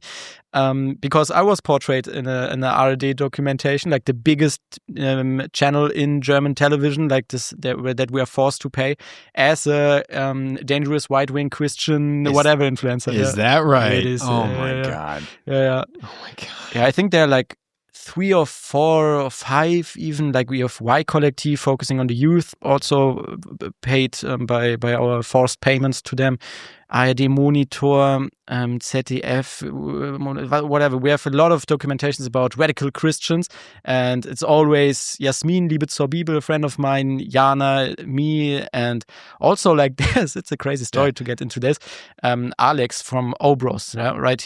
Obros is a Christian band, 2 guys. Quite like in the middle of being liberal and conservative. They are Christians, so they are talking about the Bible and having a more traditional life. And in their rap songs, they are not talking about weed and all that. Yeah. And they're getting really problems for that. They get, actually in the radio, they were mentioning, right now on the number 1 of the charts, like charts number 1 right now, there's this Christian band. And they're talking about these conservative values, and it's really kind of dangerous for the youth. And the radio girl, she actually said, I would prefer they would just rap like every other rappers about drugs and marijuana and whatever. That's not that harmful, basically. She said that. And she's getting paid by government from these taxes. We're forced to pay for her wages. Yeah. And you can see the values over there. 100%. And it really boils back to whether communism, whether it's covert or obvious, doesn't like religion. Because religion takes power away from the state, takes control away from the state. On the surface, right, Germany's a democracy. But is it? Is the EU democratic? When the elected officials that the people elect have no power in the formation of new laws, can't veto new laws that come from the congressional places above them. It's a little strange when people look at it. And I think that's a reason a lot of people right now are starting to question the system, starting to question, why are we paying these people? Why are we paying these people to just cover us negatively, cover us poorly, say bad things about us? Why are these values, these Christian values that are strong in keeping a society together, making it prosperous and a good place to live, the reason all these people are coming over, especially from places like Syria, predominantly Islamic, coming over to a Christian nation for a good life, people immigrating from the Middle East to America, Christian nation, traditionally Christian, for a good life is because Christianity makes good civilizations, makes prosperous civilizations. We've yet to see on a unified scale Islam do that. It just doesn't. Because Islam ties itself very close to legislation. And when Islam gets its hands on legislation, you get Sharia law or an interpretation of Sharia law. Sharia law itself is not one thing. It's an interpretation of the application of Islam into the legislative body of a government. A lot of people talk about it like it's this one thing, Sharia law, the Sharia law. It's like, no, it demands nuance in its application, but that doesn't take the danger away from it. And it's very dangerous. And I mean, we're seeing in the UK right now, places that have British law and Sharia law. I think you really have these places. Yeah. How does it look like? These are like parts of the city, or Sharia courts. You can be tried, but they're not recognized officially. I mean, they're officially to the Islamic organizations. And I mean, if there are 90% Muslims, who's going to care about what? Exactly. Okay. I mean, like when it comes to the point of the Islamic majority in the British government, of course you're going to see Islamic laws. This is how these people operate. It's in the Quran. It's in the Hadith. It's in the scriptures. It's great. And then you're in the UK and you're posting something criticizing this situation, and you get the problems from the police, but not the Sharia judge that is doing crazy stuff over there. And then 2 police women show up at your door. This is crazy. You only have basically 2 options to choose there. The one is you can say, okay, the ones that are ruling the Western world right now, or in this case Germany, they do errors because they're kind of maybe dumb, or they have so much to do and they do. And the other option is it's by meaning. It's just this stuff doesn't happen by accident. No way. No educated, smart person would look at this crisis and say, "Oh, this happened by accident." No educated person says, "Well, it wasn't an accident what Angela Merkel did in 2015." I mean, how could, as a chancellor of an entire country, you just say, "Wir schaffen das. We'll figure it out. We can handle it. Let him in. We'll figure out the plan on integration and the legal stuff later. Just let them all into our country." That's not benevolence. That is somebody being controlled and told to do that, to take a population that is not native to that land, bring it to another one. And as we're seeing, I mean, in the UK, parts here in the EU, the natural people of that place be replaced. And that's the scary thing. No. And you can't talk about it. You're not allowed to. Like, if you have a position like somewhere in public, you're gonna be get rid the next day. If you have basically the rational mind to see the numbers, you can calculate the numbers of German families and how many children they get. Birth rates. The birth rates. You can just have it as a rational analytic. But if you tell that on campus, basically, screwed. It's finished. Yeah, it's crazy. Yeah, it's such a destructive government. Basically, you really just can't choose the second option to say it's really by meaning they want to kind of destroy everything that is good in the Western world, because not everything is good in the Western world. Because like 10 years ago, when I was like about 15, I was in school like really criticizing the West, the Western world, the NATO, the wars in Iraq and Iran and all that, because I was already thinking about like, it's kind of odd that we don't have a real democracy, saying we're gonna bring democracy to another country over there.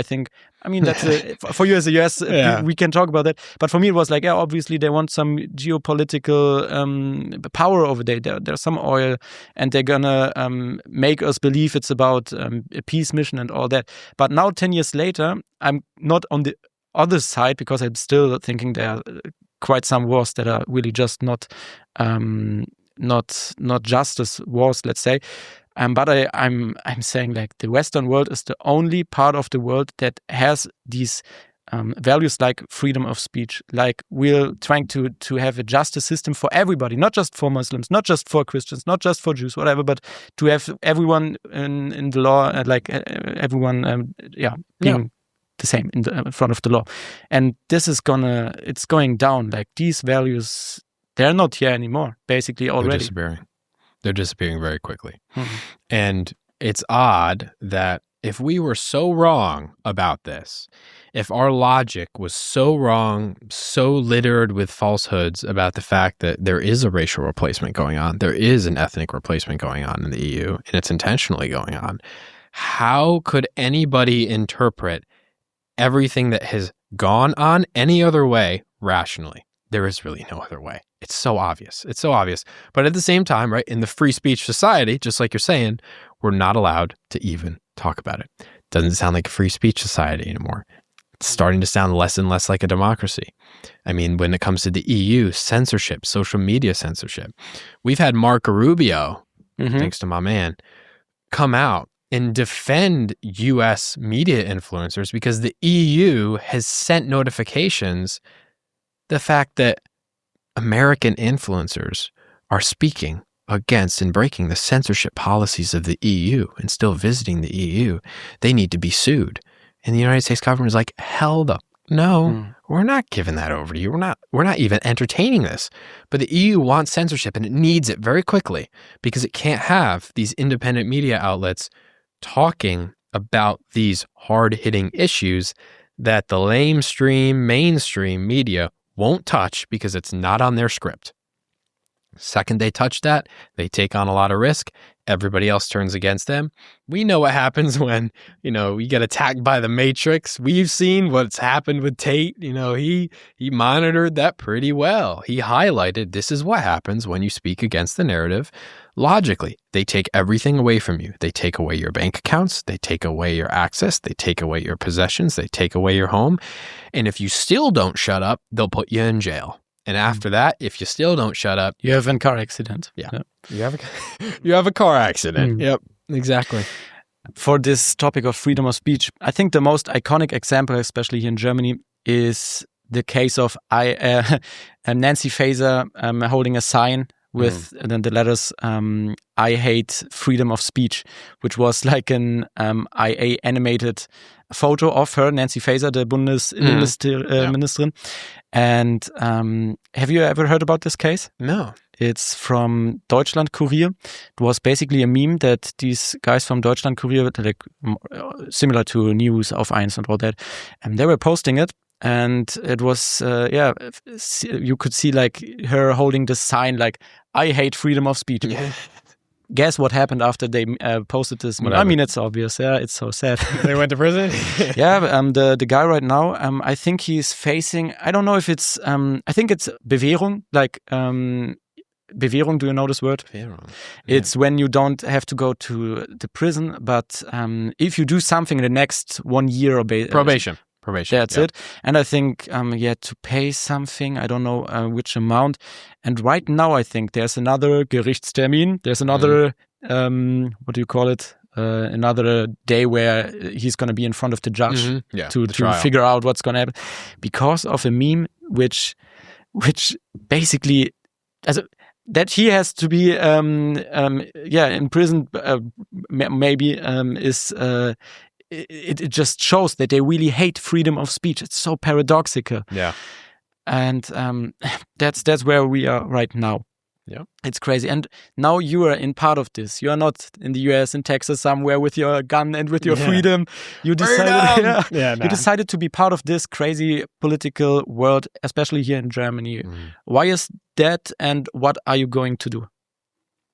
Why did I get involved here? Why do you start doing this content? Why do you starting all this media and all this public? Well, I always have had the political interest like we talked about earlier, right? And I looked at this event transpiring as an opportunity to stand and help and pay back for what the people gave me, for the love that they gave me, for the support that they gave me. And I know that there's a problem. And when people are censored and attacked for talking about it, sounds like somebody needs to step up to the plate. In my terms, man, everything right now is extra. Everything after that night, August 23rd, 2025, is extra. I'm playing on borrowed time. I got nothing to lose. And so if I can make a big difference, if I can build political connections, United States and Germany, if I can usher in policy reform, if I can help and assist in that process in any way, shape, or form, speak the things that people are too afraid to speak here, then that's good work. That's honest work. And that's work that I think the German people at large and people in the EU at large, the UK, United States deserve. There's a need for that right now. And if it looks good and it works well, why not? Why not?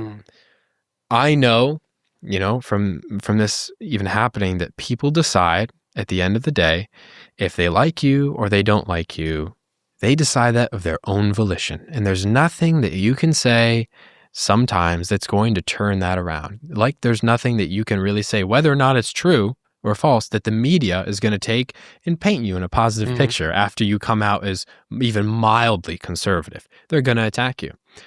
The second the media was released about me visiting the AfD, the second, all the news agencies that it gave me so positive coverage that has preached me as a hero, everybody flipped.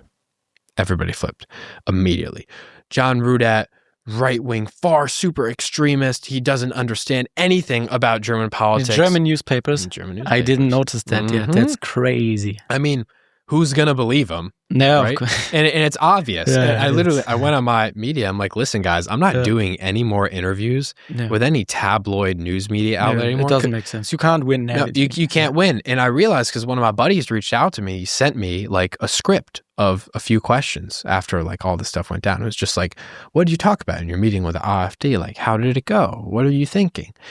And I sent him like 6 paragraphs, brother, over text about everything that I wanted to do, everything that I was thinking, all these new novel ideas, even me coming to Germany potentially, working here with news, affiliated with news agencies, working as an independent, all the stuff about COSUS, what I wanted to do with that. I sent him 6 paragraphs for that. You know how much they published in the article of what I said? 3 words. They published like a sentence, bro. Right? A sentence, and then they quoted me from an entire different interview, out of context. And I'm looking at that. I'm like, okay, that's it. I'm done. Yep. I'm done with these people. I'll take control of my own media from now on. And when I do public media, I'll do it with people that I trust, like you. Thanks. Good organizations, honest people that care about the truth. I don't care about clicks. I care about the truth, because at the end of the day, just as I know deep down that my actions in that situation on August 23rd, 2025 were right and were true and were needed, I need to keep that same truth in alignment with how I speak as well and what I speak about. So that's what I'm going to do. Yeah. And the beginning of what you were saying, you told me that basically all your time that you have now is what you said, it was extra. Right?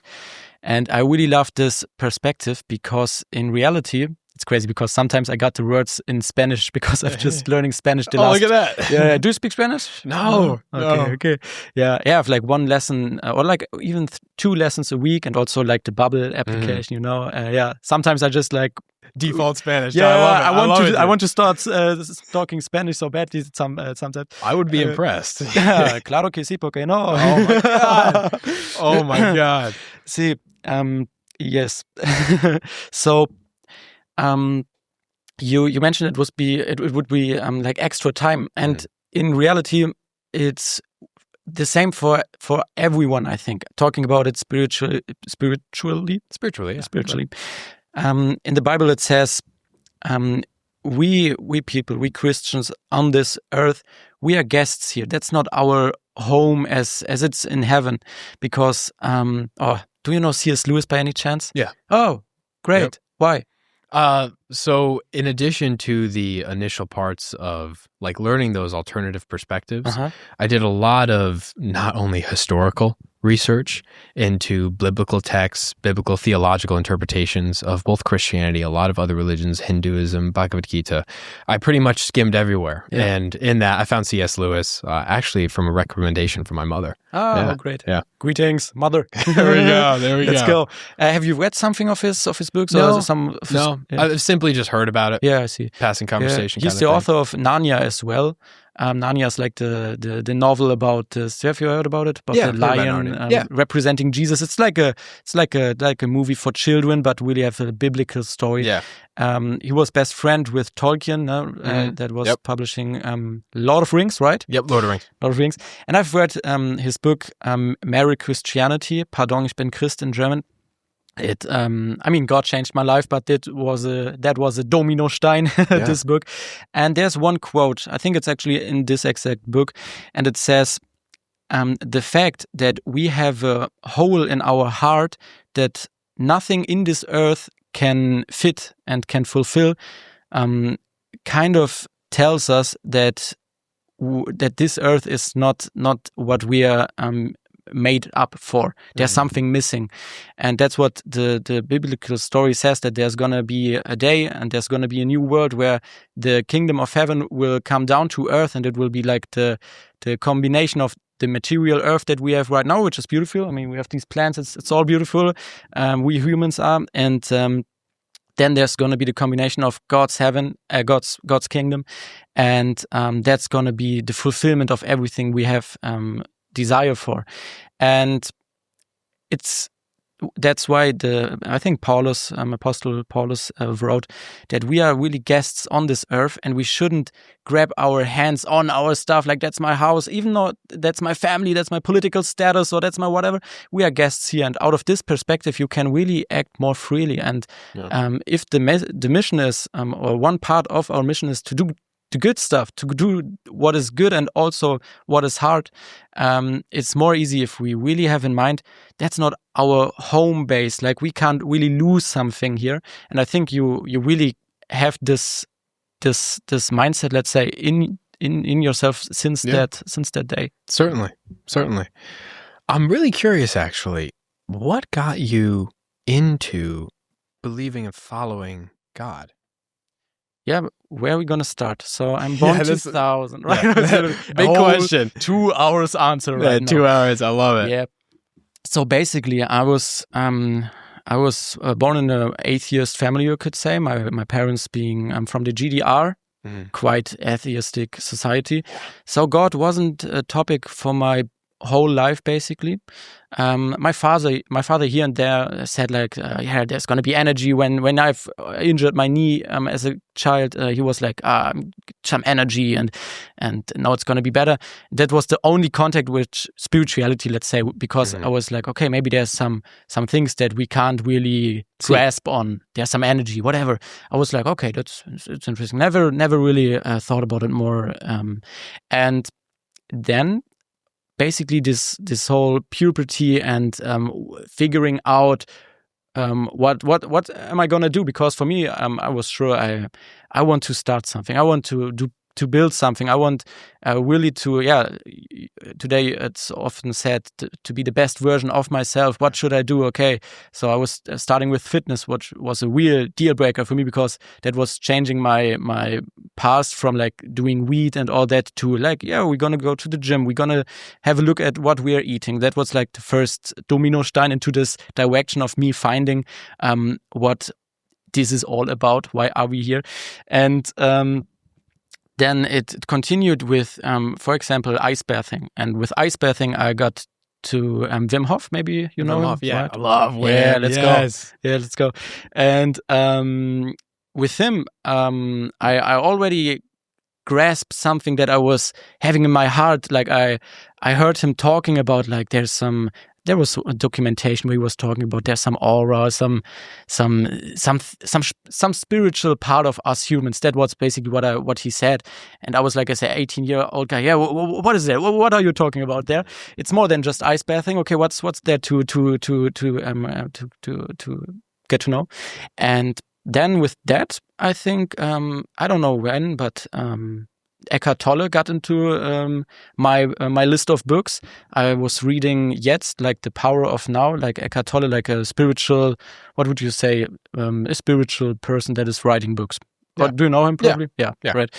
And reading those things about like the ego, like how we humans work, and all that was quite interesting to me. It was really like, okay, that's a whole different part of viewing things, basically. And with that, I was like 20 years old in Costa Rica, living my life. I was like having like this girlfriend in Costa Rica, doing everything we wanted, having like the drugs here, and also not like a crazy drug head, but we had some weed and whatever. You're having fun. Yeah. But still, like also, I want to do a business, and I want to be fit and everything, and I want to be like the best version and everything. But after some years of that, basically there was one Instagram message. Oh no, let's say beforehand. That's the first real big domino stein. It's my friend Henrik, actually, that I was talking to you before, that you're looking like my friend Henrik a little bit. Yeah. We were just a group of homies, like in COVID times. We were in the lockdown. We were the rebels. We were doing the protests. We were talking about all the bad stuff, let's say. We were talking about politics, about history, about... Yeah, that's it. Yeah. Two big topics. Yeah. I mean, it is. Yeah. And for hours every Friday, we were doing our cool stuff, training together, ice bathing together. And then there was this one guy, Henrik, who was like, yeah. And then there's God, there's this God. And everyone was like, okay, God, yeah. And some days later, like probably some months later, he was like, yeah, Leo, I'm going to invite you to my baptism. And I was like, what? Like baptism? It's that Christian stuff. I know it. Baptism is something with water and all that. It was like the eighth world wonder for me that a young guy, like he was like 22 something, he wants to be a Christian. He wants to get baptized, because for me, as a Berlin guy doing his life, being atheist, more or less, it was crazy, because I never knew a Christian once in my life, not even in my family. I thought like Christians, they exist. I think maybe like in Brazil there are some like older guys there, and also in Germany there are of course some Christians, but they're like 70 years old somewhere in Bavaria, let's say, and we don't know them. Like and I only knew 3 things about Christianity at this point. It was the first thing, they believe in God. Mm-hmm. Who would have guessed? Something with Jesus. Something is going on with this Jesus. And the third one, which was also really attractive to me, they have good values, because I knew some Christians, like in this time I got to know some Christians, they were like rebels as well in this COVID time. They were like, we are for truth, and we're gonna not obey everything the state is gonna do, but we're gonna have the biblical view about it. And I was like, okay, and of course family values, all that. I was, it's interesting. And after this baptism, I got an Instagram message some weeks later with Jasmin from Liebe zur Bibel. She's a German Christian influencer, one of the biggest, asking me if we want to do an Instagram live stream. And for me, as a political influencer, she's a Christian, I was like, we can talk about God and the world, let's say, right? That's cool. And with this live stream, everything started because for me, I'm gonna get to the end. I'm trying to rush a bit. No, dude, I love to hear it. I love to hear this. Let's go. So in this live stream, I also told her, actually, I got a Bible over there because my homie got baptized, and she was like, what? That's like incredible. And it was like, it's a Bible. I'm gonna read it. And for me, it was really kind of this ego thing for me to, I'm going to read the Bible now. I'm going to get Christian, and I'm going to be super cool, because like... My man. There we go. I mean, it's kind of true. It's super cool. It's already happened, bro. Look at it. But really my heart, like my mindset was like, that's going to be the next step. That's going to be the next status symbol for me. Like, I'm not only a rebel political wise, I'm also a rebel in spiritual wise, because nobody's a Christian, and that's like, it's cool to do the other way around. I mean, you know this meme. To be a rebel in the 80s would like to have blue hair and do whatever, and to be a rebel in 2022 or something is like, have family, be Christian, like read Bible, dress nice, wear a quarter zip, maybe brush your teeth at some point. And I was into that, and then I was also like, I was thinking I was really cool, because it is kind of really cool to not be on TikTok at 11 p.m. but like to have your candlelight, and you have the Bible, and you're reading the Bible instead of TikTok. It was feeling great, of course, but I wasn't understanding a bit. I was like, there's this Bible, and it's not working. I can't just read it and get a Christian, like it's not gonna work. But still, the next months, I really noticed a change in my heart, in my motives. It wasn't like, okay, I'm going to be the next cool guy, the next status. It was like, okay, what actually is the truth? These Christians, and they got more and more after these live streams, they were just randomly people getting into my life. I never knew Christians. Now there's this guy, and this is a friend I got to know, and he's a Christian. And they were talking about their faith so like, we believe that, like, that's really what we think we're. And I was like, how can you know? Like, why are you so... What do you have? Like, what is the basis for this? What is the reason for your belief? Why have you this strong hold of your beliefs? This was really attracting to me because beforehand it was like, yeah, you can have a little bit of Hinduism here, you have a little bit of Eckhart Tolle here, and everything is true. But like, there was no truth. Everything is true, and like, truth is subjective. And with truth being subjective, there's no truth anymore because truth is subjective, or it's not. And then I started to read the Bible again with another motive, and I was praying the first time. I was like, okay, God, actually, I really want to know if you are there, if there is a God, if you are the truth, if it's the Bible, please show it to me.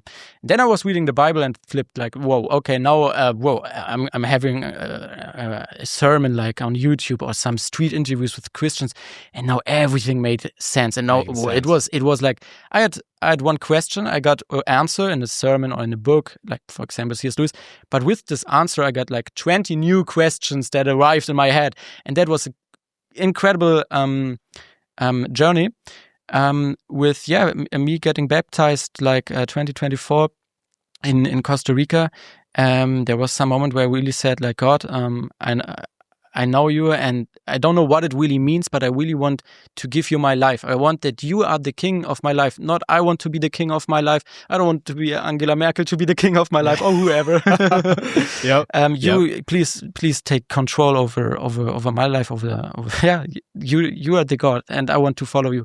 I didn't know really what would happen, but that was really one big moment, and that is my testimony about that. But now I also have like 3 spiritual experiences that are really like that are crazy, but maybe we can get to them more later. I love to. But yeah, that's about it. Okay, that's beautiful, man. These were like 15 minutes of me talking. All of it is important to know, and there's a lot of material for later, just like you said, that I can't wait. Can't wait to dive into. I mean, we can dive into it because otherwise, you have some political statements, some things you're gonna get out there about this day, about what is gonna. I mean, maybe that would be my last question also for this type of topic. Your plans. You already talked about with me about Julian Reichelt, about being like the connector between the U.S. and the German public in regards of political and society questions. Exactly. My overall goal is in hopes to give not only countries in the EU, but like Germany and the United States at large, a strong connective media outlet where people can go for true information from politicians. I want to be able to sit down with the hard hitters, the big players, whether it's Trump, Putin, Zelensky, these high-profile people, and give a different side to their story. And do a random dance TikTok with them. I want to be able to have that kind of access, that audience, and be able to show that honest part of them to the people. I want to get into the truth, man. I want the truth in this. And that's my objective with this. And yes, I had the offer for Julian Reichelt to come over here, potentially work here in Berlin, which would be awesome. At the same time, a lot of that work would be mobile, traveling, conducting interviews, whether it's with the AfD, United States. And that is my first priority, to bridge first. I want to connect the right wing in America, the predominantly conservative populations in America, with the conservative populations here in Germany, because the connection isn't there. And the falsehoods that are getting spread about the state of Germany in America is insane. I mean, we have people from the CDU going over, spending time in the Wall Street Journal or Washington Post, writing articles about how Merz is great for Germany, how Merz is the savior of Germany, and he's managing it so well. And oh my God, where would Germany be without Friedrich Merz? Like, it's that kind of craziness and that unilateral support that I want to just break through. I want people in America to know the truth. Even when I went back recently, I was talking to a few of my friends. They're like, John, we are really interested in this thing with the AfD, but we can't go anywhere to find any like reliable information about it. It feels like everything is controlled. And I said, it is. And it feels like that because that's exactly what's happening. I want to break that control. I want to come out here and say, for the Americans, right? This is what is going on in Germany. These are the players. These are the players controlling the pieces. What kind of future do you want for the Germans? What kind of future do you want to see? Do you want to get involved in these international politics any way that you can? Because a lot of Americans, like, they'll hear German on the video and then give up. They're like, I don't understand the language. I just give up. Some of them really press into it. Some of them will read the subtitles, but it's different. It's different. Americans need an American audience. Americans need an American guy, American girl to go over to these places and conduct interviews, hopefully in English, right? It doesn't necessarily need to be so, but a lot of people, especially in America, need to hear that English in order for them to listen deeply. Yeah. So the conservative bubble really thinks Merz is going to be the savior of Germany. I think for a large part, man, the conservatives in America think that the CDU is this middle right-wing, good, stable, political party for Germany, when that's not what it is. It may be what it was 30 years ago, but that's not what they are now. They speak right-wing, they speak Republican, but they're not. Their legislation isn't. No. Their economic policies aren't. That's where we get a lot of, haze between the lines and gray area of information for the Americans. And that's what I want to get. I mean, it worked for the German population. The German population, like the CDU guys, that they had a big hope for Merz. Even like I had conversations with like a CDU, young guy voting for CDU. It was like, of course I would vote AfD, but they're not gonna get in government anyways. And now we really have Merz, and you don't know, Leo, but Merz is gonna change the system. And I was like, okay, right. Right, man. Okay, yep. Great conversation. Yeah. He's not going to do that. No, I was telling him that I have big concerns about that. I don't think that it's going to be the case. I mean, it was like one day after the election where everyone was like, okay, Merz isn't the guy. Yeah, no. And I hope that it's the last election that the people that have trust in CDU, they finally have lost it now. I hope so. Yeah, because it's obvious. I mean, why wouldn't you have lost trust in the leader that was elected, promising to do all these things, be strict, be hard-hitting, and then just not?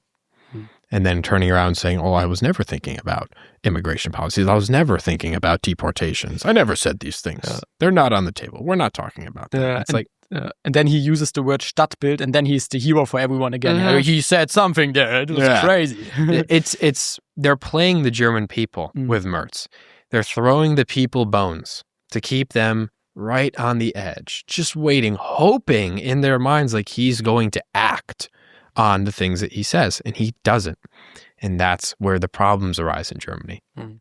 Politicians, I mean, this is everywhere, really. Politicians get into office with a bunch of promises and then don't hit them. I mean, even in America right now, people are welcome to be dissatisfied with Donald Trump. I mean, Trump has not delivered on the persecution and legal legislation-wise measures for the people involved in the COVID scandals. No, nothing's been done about that. Not even near the target amount of people have been deported from the United States. There's a lot of optics around when it happens, but not enough people have been carried out. But the optics already are enough for the German newspaper to say, Trump is it's terrible. It's crazy. It's crazy, man. And we are like, nothing happening. Nothing's happening. The same with Ukraine war. I mean, it was a crazy statement, like, I think a day before the election, where you said, like, we're going to end the Ukraine war one day after I got elected. And it's still not over. I mean, for us Europeans, it was like, okay, man, that would be really great if that could happen. Like, it could be a European war, and it's kind of as it is. And so, to get back to that, the connection between the German politicians and the US politicians, that's kind of, I mean, it's crazy that you, or also I, kind of in this time of the election have to do this job, because I would, like 3 years ago, I would say, yeah, like the politicians from the US have to get connected with the politicians in Germany, and with the Trump Republicans, the normal partner wouldn't be the CDU, because the CDU isn't a right-wing party anymore. And that's why the AfD will take their place. But there is no big connection, you say? None. I'm not seeing it on a large part. And as the US becomes more nationalistic and caring more about the US interests first, I think the remnants of that connection are going to go away quickly. And I think that the German people will be very, very soon manipulated to believe things about the United States that are not true, manipulated to feel things about the United States that are not true, to feel things about Russia that are not true. At a large part, the usurping of not only the media, but the political sphere here in Germany, I think will have a large part in the inevitable conflict that is coming down the line. Do I think that the world's going to go into World War III? No. I don't think that we're going to see a mass-scale war in 2026 or 2027. But in 2028. But in 2028. I think we're going to see a lot of small proxy conflicts like you see with places like Venezuela, what just happened with the United States of Venezuela. I hope everybody listening right now knows that story. What's probably going to happen inevitably with Greenland soon, with the European Union, with NATO, things and institutions, government bodies changing. It has to change, because the quickest way to stabilize the world as we know it is to say, okay, big players, everybody gets what they want. Russia gets Ukraine. China gets Taiwan. US gets Venezuela, and they can get Greenland. And everybody just work together, just for now. When they put the powers that be first, when the biggest players at first, the stability, not only economically, but socially that comes from that, it's felt. You know, the economic machine, whether it goes and profits a little bit through war, industries come up, people advance, institutions advance. I think that that is what we're going to see.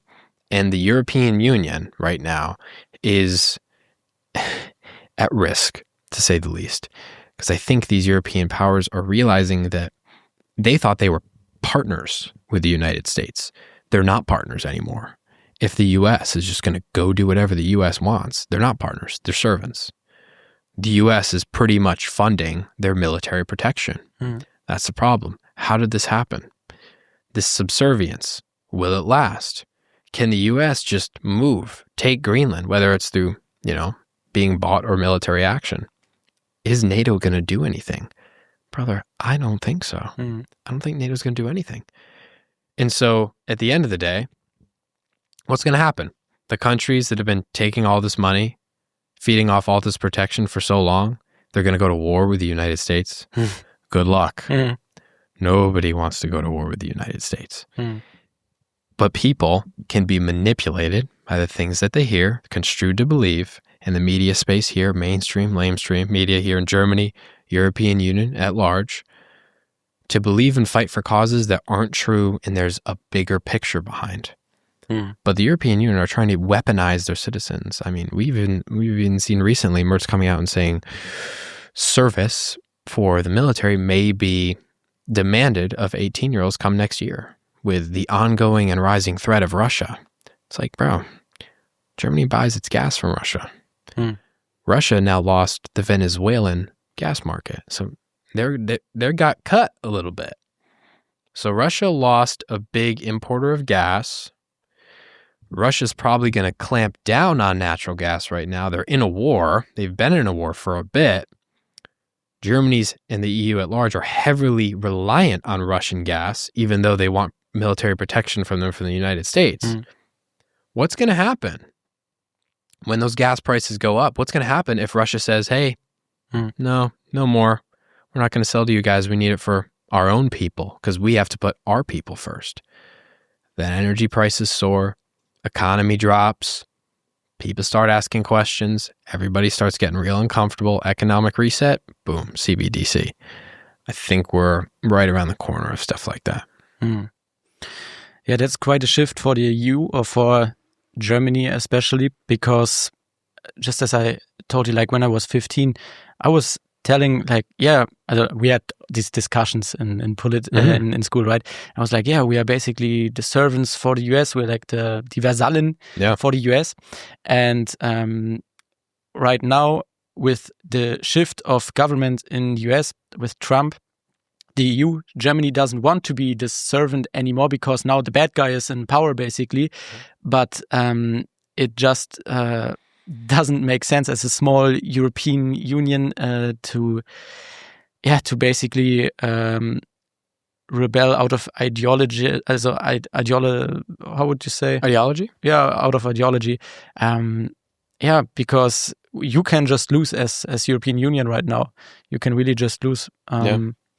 Yeah, that's a crazy situation. So you basically say that we're gonna have a shift also in the media narrative. Not only that Trump is gonna be the bad guy, because that's it for like the last 10 years, but also the US in general is not gonna be like, because it used to be like US is the holy land, the justice country, the best country. We have to do everything what the US is gonna do. This is going to be shifting towards, we don't want anything from the US anymore because it's a bad country. If nothing changes here, if the AfD get in control, I think you can rest assured that you'll have secure and strong and meaningful relations to the United States. Great. A great alternative would be if radical Islamists just take over. And we can, and then Germany becomes a that's caliphate. our new friend now, right? New friends. Perfect. Yeah, it's horrible. Crazy stuff. Yeah. Tell us the story you've told me beforehand with the Arabic Emirates, what they're planning with their students. Oh yeah, the UAE just announced, I believe it was this week or last week, that they're no longer and will be restricting their own youth from coming and studying in the UK out of fear of radicalization from the Islamic Brotherhood's presence in the United Kingdom. A Muslim majority country, a secular Muslim majority country, is worried about Muslims going to a European country and getting radicalized by Islam, because that's what's happening. In Europe, we're not allowed to talk about it, right? In the UK, police will show up at your door if you start talking about this stuff.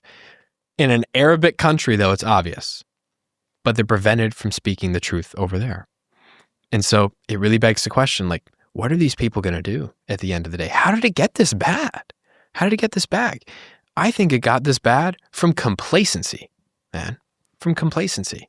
Because at the end of the day, right, we can hear as much as we want about, I don't want this immigration in the country's being overrun, we're dissatisfied with the economy, why are we breaking down our nuclear infrastructure?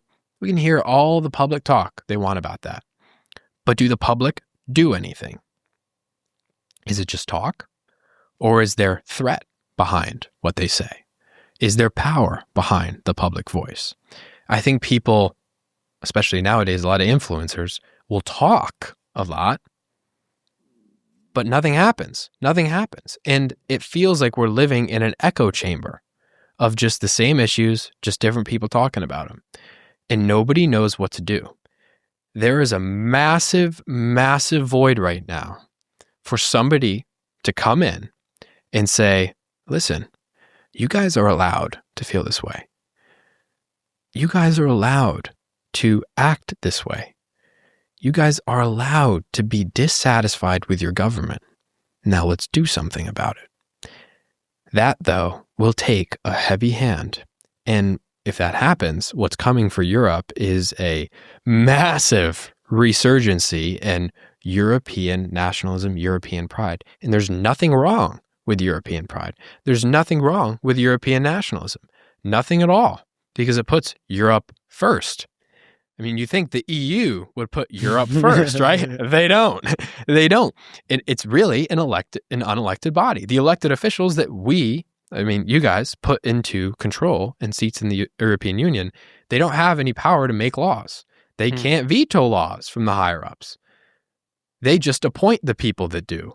And that is immense power, that's largely just going unchecked right now, right? They can do what they want. They can survey who they want. They can put in the legislation that they want, and they are a threat. They're a threat to our future, and they've proven that they are at the most fundamental level. Because look what they have done with Europe. Look where Europe has gone. I understand for the movement that comes out, hopefully soon, that comes out in opposition to all this mishandling of their homeland. I understand the reasoning of this opposition to come. I understand this reform, because what else are we going to do? And in order to correct this, you need a heavy hand. And it's the hands that people don't want to put up for service, but it comes time, and there's a history of, stuff going bad in Europe. Long stop. And then good luck stopping it. It doesn't necessarily know when to stop, because so much wrong has been done. So much repression of action, anger is just pent up potential energy ready to go.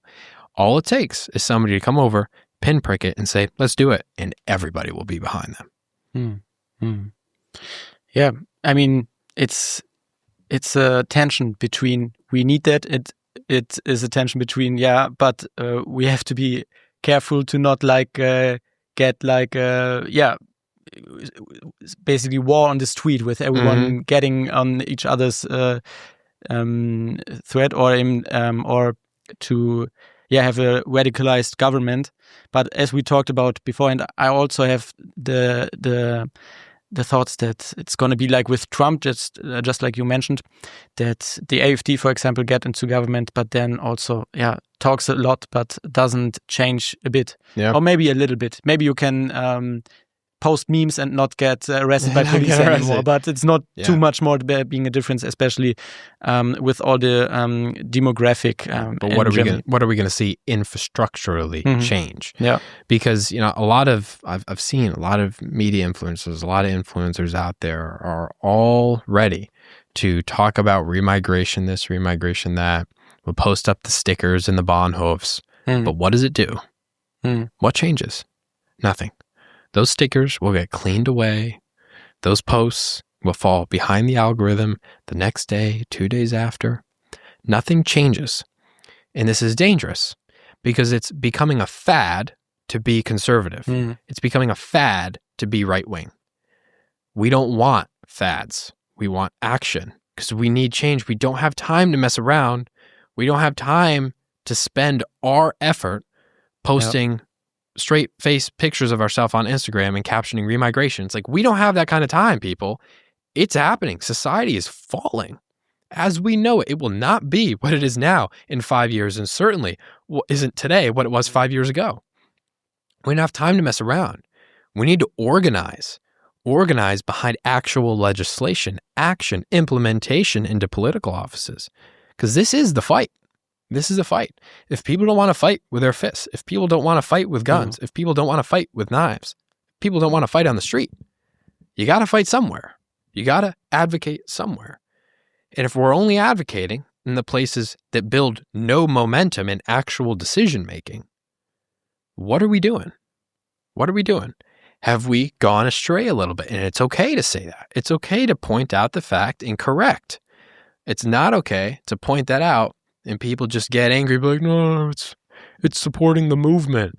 Maybe now people will vote the other way. It's like, no, we need people looking into legislation, people looking into policy, people looking into the intricacies of the people that we promote to the office to govern us.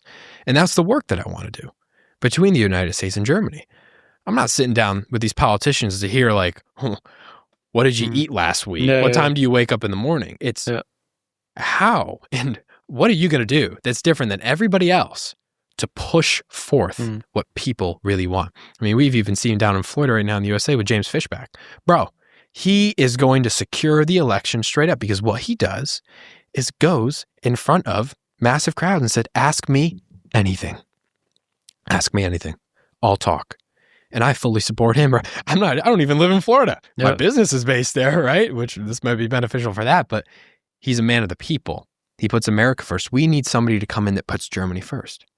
We need Germany first. And it's not right wing to say that. It's not crazy radical to say. That could be a default, basically, for a nation. For a nation. It should be the default.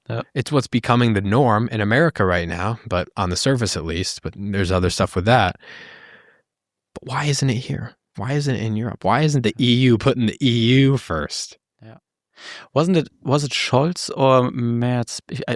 No, it was Scholz being on the cover of Spiegel, of the big newspaper, with the sentence, "We gonna have deportations in a big way." Yeah, and like deportations, it's we don't take the word Deportation in Germany because it's remembering like the time with Hitler and all that. Yeah, the word is Abschiebung, right? Wir werden Abschiebungen im großen Stil haben. That was the message from Scholz, and he didn't do nothing, of course. No. But whenever the AfD would say, "Yeah, we need deportations in a big way, like a big style," they're of course getting like, "Well, you can't say that, it's an incredible racist." But no, my question, do you think the AfD will be in, like, first in government and also in position to do this deportations in a big style that we need?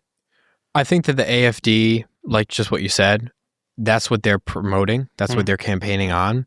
I also don't think remigration is going to solve the problem. It's like remigration is the most surface level argument you can push for. What about the economy? What about energy infrastructure? What about reliance on foreign countries for natural gas? What about taxes? What about income tax? What about these, like, just absolutely radical stuff? The cost of living. I mean, let's address the birth rate with Germans. 1.3, 1.3, I believe. Yeah, 1.3, man. We need to make it. And when they ask, why are you not having kids? It's too expensive. It's too difficult. I don't want to have kids and just have the institution raise them. I'll wait. And that's what Europeans do. They like to wait. It's delaying that. But the problem is these governments are bringing in, as you know, those people that are just breeding crazily. What's the Arabic birth rate here? What's the Syrian birth rate here? Yeah, there are some stats that say that's like incredible, like 4 to 7, but I think it's like 2 point something up to 3 point something. But with even that, yeah, with all the people coming, with all the Germans going to Florida, for example, or whatever, you can put that in a calculator, put in 2050, 2070, what it's going to look like. Yeah. And a lot of the older generations of Germany, at least I've talked to, don't care. They don't care because it's not the problem that they're going to have to deal with. No. It's not the world that they're going to have to live in. So these people, for us young guys, like, okay, well, the people right now in political office and supporting the people, being the large hand that elects them, large voter hand that elects them, they don't care about us in a way. They don't care about our future. We are smart enough to use a calculator. Or you can also look to the big cities in Western Germany. Frankfurt, 60% people migration, like with migration background. Yeah. And then the Green Party telling, that's the new future and we are happy about it. That the Germans will be a minority in regarding, like, in comparison to people with migration background. Yeah. And then just wait and it won't be called Germany anymore. No. So Republic, either of diversity or basically ISIS. Yeah. These two alternatives we got. Bad choices. Yep, true that. Bad choices. True that. Okay. So we will see what's I didn't answer your question fully though. With the AfD, are they going to do the changes? Yeah. I don't know if any German elected officials will be able to come in and deliver on the promises of remigration. Because I just like to come out here and say that. I don't know if they're going to be able to do it. But I know that the taxation policies that the AfD is pushing for, re-implementation of nuclear energy that they're pushing for, will make standard of living probably easier, right? But guys, let's be honest. You can't correct almost 10 years worth, millions and millions and millions of people, some documented, some not documented, some still on asylum, some overstaying visas. It was a calculated decision that was made by the German government at that time at large that completely took the power away from the people, and they knew it. And they knew, brother, once you have that massive influx, there's no way that you're going to get rid of it. There's no way that you can, without becoming majorly radical, right, and having a very heavy hand, and we don't really know what's going to end with that or what the end result of that's going to be. Without having that, you're not going to get rid of them. They're going to stay. Remigration, if it gets more people to vote, cool, but they have to know what they're voting for. They have to know the reality of the situation even more. And the reality is, I don't think that we're going to get that level of deportation like people are campaigning and saying that they're going to give. The same way we didn't get it with Trump, brother. If we don't get it with Trump, I think you're going to get it with the AFD. Yeah. I mean, Trump delivered a little bit, right? The system's at least still intact enough. I mean, he's deported, I think, over 300,000 people, which is a big number, but nowhere near to the influx that was over the 4 years of the Biden administration. I mean, we've tens of millions of people. And we're just going to see more. We're going to see more and more and more. Yeah, and it's crazy that it's so imprinted into the German soul at this point in history that you have to feel sorry about like deporting illegal migrants. Oh my God! It is, but it is a thing. You know it. Yeah, I know it. It's terrible that I feel so bad because a young population of Germans, a young group of Germans, I mean, even my age, even a little bit younger, have grown up in a world where their teachers tell them they shouldn't be proud to be German, where their parents, their elders, their family tells them you shouldn't be proud to be German. You should be ashamed of what the Germans did like 80 years ago. You don't have to be ashamed for what you had no part in. You had no part. You learned from that period of history the same way everybody else learns from it. I had a World War II class. You guys had a World War II class. When you're being brought up in school at large, you learn what you can. You weren't a part of that. So why are you feeling bad for it? I mean, Angela Merkel's, I think her whole reasoning, or at least the surface level one, was bring in these people, bring in these asylum seekers to make up for what we did in World War II. I think that line of reasoning. She said that. I think that was one of her surface level motives. I mean, it's a motive in general. Yeah, it's like we have all to do this because of that. Yeah, it's like, look at us, people. Look what we're doing. We've changed. It's like, no, it was a different society then. It's a different society now. I don't think Germans, especially the youth, should be blamed or called immediately right-wing too when they even look into World War II on both sides. What happened? What can they learn? What good taxation policies were used by what groups? How would that look in being applied in modern day society? I think the whole shame, the whole feel bad, everybody's done with. I know our generation is. I know mine is. It's like the invisible weapon of the elder generations that have come in, orchestrated our very controlled education experience in mainstream media and mainstream infrastructure and schools. It's obviously so scripted, it's insane. You go anywhere else, you learn a lot more. You start asking questions, well, who produced the textbooks? Who managed the information? Who controls the companies? Who controls all this stuff? Then you get better answers that at least my generation is more satisfied with. We want the truth. We want the truth. Yeah, and we're going to get it. And I think the youth, not only they're not that open for this kind of informations, but they also, they've heard it. They just have enough, and I can understand. When I was on a protest, there was like a 50-year-old guy that were like going through the whole German educational system, and what came out of it was. It's a hard example, but he told me, yeah, look at yourself with your blonde hair and your blue eyes. You are also part of the Tätervolk, the group of people that basically harmed the whole world. You are part of this group. I mean, he was part of the same group. He was a German as well, but I was like on a conservative protest, so that's why I'm part of a Tätervolk and he's part of the heroes that is against them. And yeah, I've heard it a lot. Like you have blonde hair, blue eyes. You're part of the problem. Yeah. It really happened. I was like, I could just laugh, but it's like I could also be sad. So it's like we have to be micro racism, man. We have to be really sad. Yeah, it's crazy. And I don't think it's gonna work. Also, this framing of being a Nazi. Yeah, I think especially in COVID times, when you have this 60-year-old lady that wants to vaccine and she is like protesting and she doesn't want the mRNA vaccine and you're a Nazi, that can't work for long. Like, they're gonna notice I'm not a Nazi. My friend that's on the COVID protest isn't a Nazi. Why are the media telling them they're a Nazi? Maybe the other people that are getting called Nazi for protecting the border aren't Nazis as well. It doesn't gonna work for long. It doesn't hold up under any logical scrutiny, and we're not satisfied with it. At the most blanket level, we're not satisfied with those answers. We're not tolerating it anymore. In the United States, even like in America, it's a next level kind of thing. There's a big split in the right-wing party between traditional conservatism and really close ties to Israel, and then the America First movement, which is put America first. I don't care what we're doing. Let's put our own national interests first. Last time America First was big, people may not know this, was right before Pearl Harbor. And then America First went away because the U.S. went to war. So what's going to happen now? Because this voice is getting so powerful, so strong, so loud in America, we're done feeling shame. We don't care. We want a future for our family. We want a strong future for our nation. We don't want to see our life crumble around us. What civilian of their country would? What one? Yep.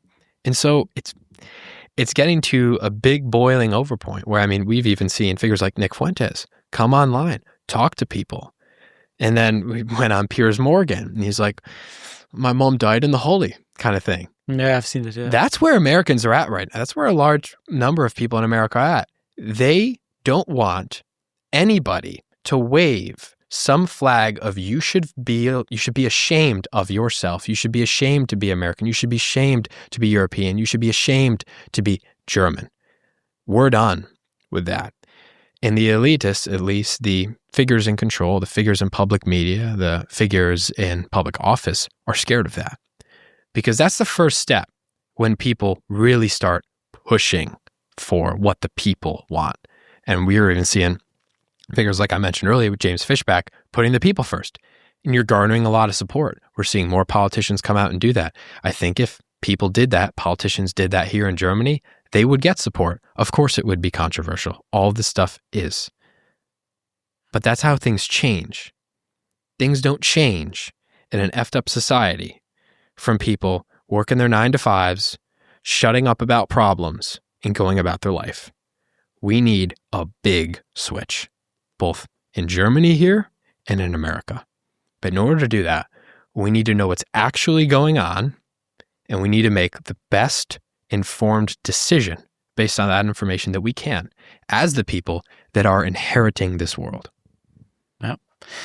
Sometimes I got this thought experiment, what would happening in Germany if there was like COVID 2.0? Like we're just going to have hundreds news articles a day. There's a new pandemic, for example. Would the people have learned like by these basically 3 years? I think they couldn't do it right now. It's like a little bit too early, but let's say 2030, they're going to push something like that again, but even like on testosterone. I mean, because we got like the Schweinegrippe. You remember the flu of pigs, something? Yeah, swine flu. Yeah. We had some characteristics of that. Just in COVID times, they were super more strict about everything, with the rules, with the vaccines, with the propaganda, everything. Mm-hmm. And I think if it's going to be happening in 10 years from now on, again, would the German society act differently? And I kind of scared they wouldn't. They would just do the same thing. They would just shut their mouth. And maybe that's the end of German society. But people got to know that that's what that means. When you shut up, when you put on your mask, when you follow the rules, that's the end. That is the government knowing that they control you. Mm. That is the government sitting back, nice and easy, all the while buying vacation homes in foreign countries. Because they know this place is going to shit and they ain't going to be here when it drops. Yeah, but still they're going to push the narrative that these vacation islands going to be rid because of climate change, of course. because everybody buying coastal real estate on Florida is worried about climate change. Yeah, oh my sure. God. Yeah, crazy. We will see where we'll be in 10 years. If we are going to be on this earth, as we told like an hour ago, we are only guests on this planet and we don't know what's happening today, tomorrow. Yeah. We are not in control of everything that happens. But as you just mentioned, even if it's going to be like that in 10 years, we have a COVID 2.0 and the Germans are going to put their mask up. We don't have no alternative, then we have to point that out. Then we have to show that we have to do what we can do and we have to open our mouth. If we're going to win or not, we're going to do it. Yeah, Germans could use a youth movement that is very pro-Germany, number one, unapologetic and strong in their values and in their morality. Germany could use that because that's what it's going to take. That's the strong arm of the nation, the coming youth, the 20s, mid-20s, 30s, the people that have seen what has been left behind by generations before them and want to change it now. And people can. All it takes is just organization. And this isn't, and here's really what I want to specify. The youth movement that I'm talking about isn't a bunch of people taking pics and posting them on Instagram of closed fists and just looking at a camera tough. No, I'm talking about people in suits. I'm talking to people in nice stuff, well-speaking, well-mannered, well-executing, people that are in powerful positions, banking, real estate, politics, and infrastructure. If I could give any recommendation to young Germans listening right now, it is get in a high-paying position that has affiliations with the government and stay there. Because these people, these immigrants that are coming over, are not replacing doctors. They're not replacing doctors, they're not replacing lawyers, and they're not replacing politicians yet. So get there, secure your seat, get in the places of institution in your country that matter, that have power to what they say. And later on, you can use them as leverage if you need to. If everybody organizes. But again, everybody organizing. How do we organize? If an organization of protests is one thing, but the protests are there one day and gone the next. I mean, I was here when the land workers are protesting, dude. I was trying to get to from Wittenberg to Dresden. It took me like 6 hours. They had everything locked off. I didn't know whether to be like discontented or impressed because the amount of pure planning that had to take place, organization, it was almost admirable in a way. But I'm like, the Germans are doing it for the wrong reasons. It's like you're doing the right thing. You're just not doing it for the right reason. Which protest was it? I was thinking about the Landarbeiter, the land workers. Yeah. Yeah, it was the tractor one where everybody came to Berlin. Yeah. They were protesting like basically for getting rid of the CO2 taxes, for example, and for a bunch of more reasons. But yeah, I've seen something like, we don't want to be to be seen with right-wing activists here. We don't want to be labeled as that, or like we are not here for a bigger thing. We just want do our land work, which is of course important. Yeah. Let them do the land work. They're not messing with anybody until somebody pisses them off, and they'll shut down the whole grid. Of course, and they did. The youth need that organization now. The youth need that power. The youth need to be of that mindset. Less confrontation and more, if you can do it the legal way, do it the legal way. Go through the proper institutions. Go through the proper pathways. Speak well. Stand up for yourselves because you guys are inheriting this nation. And if you let that opportunity slip, it'll disappear before you know it. You said maybe you guys got a decade left, dude. I think it's about 5 years before stuff starts to get really, really bad. 2030 always is this number like dystopian. Yeah. Look at that. Look at that. That just happened to line up, but I mean, there's a lot more information about that. It's only 4 years actually. We are 2026 right now. Oh no, it's getting closer. Yeah, well, a movement always moves somewhere, and I was asking myself, where do we want to move? Also, for example, as a youth movement, if there would be one, and there's one. For example, now you've heard about Gießen, right? The AfD youth group that organized themselves, and I'm seeing myself, my team is seeing ourselves at the position of asking this question: what is your core value? What is your basis? And from your movement, and where do you want to move with your movement? And for my team and for me, it's quite obvious. If you look into German history, there would be no Germany without Christianity, no Germany as we know it without Christianity. So we have to bring back Christianity, not only because you could argue, and it's true, we need Christianity back as a cultural fundament, it's true. But Johannes Hartl once said, he's like the Jordan Peterson of Germany, you could say. He said, right now, it's like a flower. When you cut off the flower, it will still be alive for some days. And we are right now in these some days. Christianity basically is cut off of our society, and you see some values still being here, but it's going to disappear. We need the Wurzel. You're going to help me with that. You need the thing underground. The roots. We need the roots. And the roots is Christianity. The roots is Jesus Christ, the values that he taught, the whole Weltbild, the whole point of view about humanity. And that's basically where I see my mission in this part. And I think that could be a Überleitung. Man, I'm getting tired with my English. It's okay. It's okay. You know, a transition back to the spiritual stuff. I mean, you said in the beginning of the podcast you had some experiences as a child. Oh yeah. What are we talking about there? Or do you want to finish some statement? I mean, you said a lot of pretty good things. I'll happily talk about this. There's a lot. And I could start from a lot of different places. Mm-hmm. Alone, starting from since August, probably could talk for like hours and hours and hours, but I'll summarize the old stuff, be a little bit generalistic about it, and then go into like the current stuff of the cool stories and stuff that I think you'll like to hear. Yeah. I was born into a predominantly Lutheran household, right? Lutheran, traditional Christian, right? Raised that way, went to church. No pride flag yet in this time. No pride flag, no pride flags.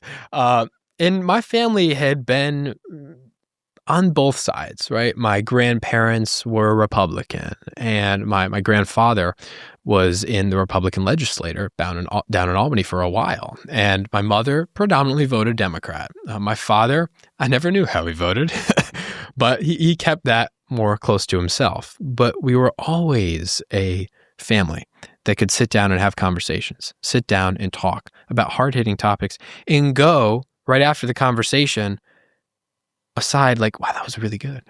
That was really good. That was a good conversation. That was a good talk.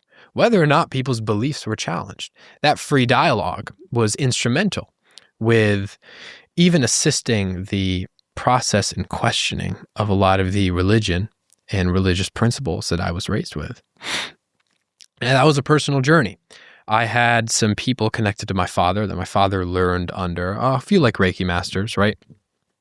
That he used as a like learning platform for his time overseas. He would use Reiki and energetic healing, you could really term it as, overseas in combat environments. And guys would look at him like, dude, what the fuck are you doing? Yeah. You're like, what is that, magic shit? He's like, yeah, sure. He's like, okay, don't stop, but like, please, that kind of thing. Taking the pain away, healing. It had always been in the family, and it had been predominantly in my father's side. My father, if you trace it back, related to the Cree Nation in a way. French trapper, Cree woman, so on and so forth. And then a couple generations more came me. So there's always been a tie to at least the Americas and a openness with spirituality. When I started to have experiences, I started to see things. I started to experience stuff that a lot of people would look at me like, you're crazy. You're crazy. You're in psychosis. I'm like, no, I have all my mental faculties about me. I know what's real. I know what's not real. And I know that I observed this phenomena at this time, in this place, in this way. And I'd like to learn more about the reasoning and mechanics behind that instead of attribute it to something like divine or out of my ability to perceive. I wanted to know the truth. I wanted to really get down into it. And I was okay with the answers that I'd find. I learned, coincidentally, under the same Reiki teacher that taught my father for about a week. And after that week, the Reiki teacher came to me and she said, John, I love what you're doing. I love what you're doing. You're doing great work. But I have nothing left to teach you. And I was like, what? She's like, yeah, I have nothing left to teach you. You've learned everything that I've taught you strangely quickly. I don't think that this is the first time that you're learning Reiki in a way, in an interpretation. I think this is just a little thing that you learned a while back that you're just remembering how to do. I did it once and it all came back. She's like, this is next level. I can't facilitate you because I don't know what to do with you. And so I was like, okay, well, who's gonna teach me? Who's gonna be my mentor? Who am I gonna go to for questions? He said, I don't know. Somebody may come up. I'll be here if you have really any. And so I went about my way when I think I was about 15 at this time, 16, doing my own thing. I would line up people in my high school on the floors of like the gym and just do Reiki on them and put them like all to sleep, like 6 people at once, just down. And they'd wake up like hysterically laughing. And these people would come to be like, oh my God, that was the most crazy experience of my life. Can you do it again? I want to learn how to do it. How do you do it? And I would start when I was very young, just naturally teaching people how to do very, very simple energetic stuff that everybody can do. I didn't buy into the lies of Reiki. Reiki, if you research it, when it came over to America, was very piratized. Itself is very piratized. Not prioritized, but piratized. What is so it's influenced, and the true core of it is not what's marketed, right? Mm-hmm. So the true core of Reiki is that it's not called Reiki, that it's more akin to Chinese Qigong or Neigong, traditional energetic practices, right? Just easy stuff every single human can do that you don't need to believe in any spirituality. It's just energetics. It's just physicality. It's just blatant heat, movement, transfer, implementation, control of energy. Everybody can learn how to do it. It's very simple. In Reiki, it's very gatekept. Okay, so maybe let's pause for a second for the one listening. Reiki basically then is like a practice used for healing specific healing in like a large part, general energetic movement, connection, heat transfer, like healing in the most general like sense of the word, whether that's emotional, physical. Yeah. Okay. And it's like its origins are not like in New York or wherever, but like in the Asian part of the world. In the Oriental world at that time, it came over and it was piratized by Americans that claimed that they were the only Reiki masters and monopolized the market for teaching people the highest level of Reiki. Okay. All that Reiki really is, on the most fundamental level, is this energetic practice using a specific set of symbols that are affiliated to Reiki.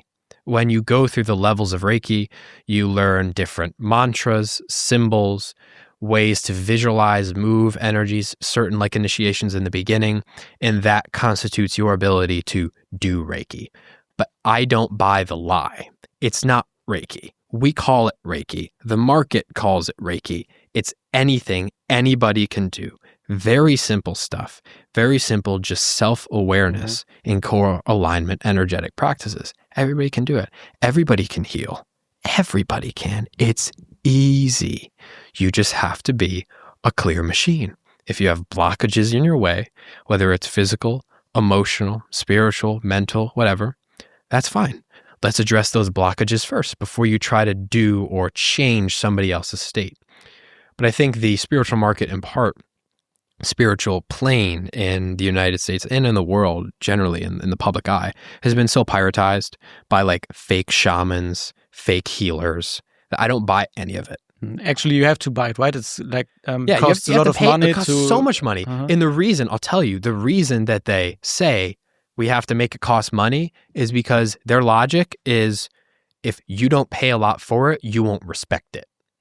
So they gatekeep the information, make you wait their amount of time that they deem is, good for your growth. No, it's just to keep you in. So charlatan, you would say in Germany. Yeah, charlatan. It's an English word as well. Yeah, like you're using. Okay, charlatan. And they claim there's like masters and stuff. When even the highest level Reiki teachers, they can do something that a person that has a spiritual breakthrough on the first day could do, given the proper instruction. And the instruction in true spiritual teaching is not, hey, I'm going to tell you all these things to believe. It's, you are a unique human being. This is the first time you have been here. You have your own unique pathway. Yours will be different than his. Yours will be different than hers. Everybody's will be unique in their own way. And that uniqueness is your power. When you try to step into the shoes of another person, step into what they did, step into their role, step into their path, you're not in alignment with yourself. You're not in alignment with what I call the flow. When you're in the flow, things just work out. The path almost falls. The carpet rolls out in front of you, and you're just guided along. You know what to do. You see the pictures. You get the information. You get the visions. You follow the visions. You follow the pictures. Even if it means that in them you die. But you're true to yourself, and you're true to your pathway, and there's power in that truth. There's power that can be easily taken away by the charlatans, at least in the spiritual field in the United States as well as around the world, come in and say, no, you need to learn this to be a master. No, you need to learn this because it's super important. You need to do it my way. You need to do it this way. You have to follow the certification online course. Brother, no. Anybody writing a book about shamanism or energetics doesn't understand the point that writing a book about it is more of a disservice than the informational benefit it could be to people because it's entirely unique. The way I talk to you about it, if we were to go behind closed doors and have a conversation, is very different than potentially the way the audience would be receptive to it. It needs to be one-on-one because that one-on-one is where the power is, where the respect is, and where that connection is. Mm-hmm. When you say that the plan kind of rolls out in front of you and you get somehow guided through your own way of living, through your own life.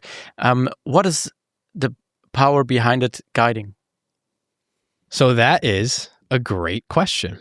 Now, I look at power less of a deity or an entity and more so like causative force, paths of least resistance. If I term that thing behind it as a mechanism, it's easy to check my own logic when I say, okay, well, what mechanism works like this? And truthfully, the power or the force behind what I would term as the flow is something that is beyond my comprehension, that I love to learn more about and learn more about in observing it and all the different experiences, opportunities to dissect the intricacies of how it was present in the spaces that I experienced it in, such like the event with the knife attack, right? The day before. Hey, I feel like something bad's about to happen to you. And there's a lot more to that story that happened before, even when I went to Germany, that set up the fact that, oh man, oh, whoa. Yeah, I could bring that up. You want to hear a story real quick? I'm going to tell you a story. All right. I was working an EMT shift, right? I didn't even know, but it was the night of like the summer solstice. And I didn't know. I was working a 24-hour. I was tired.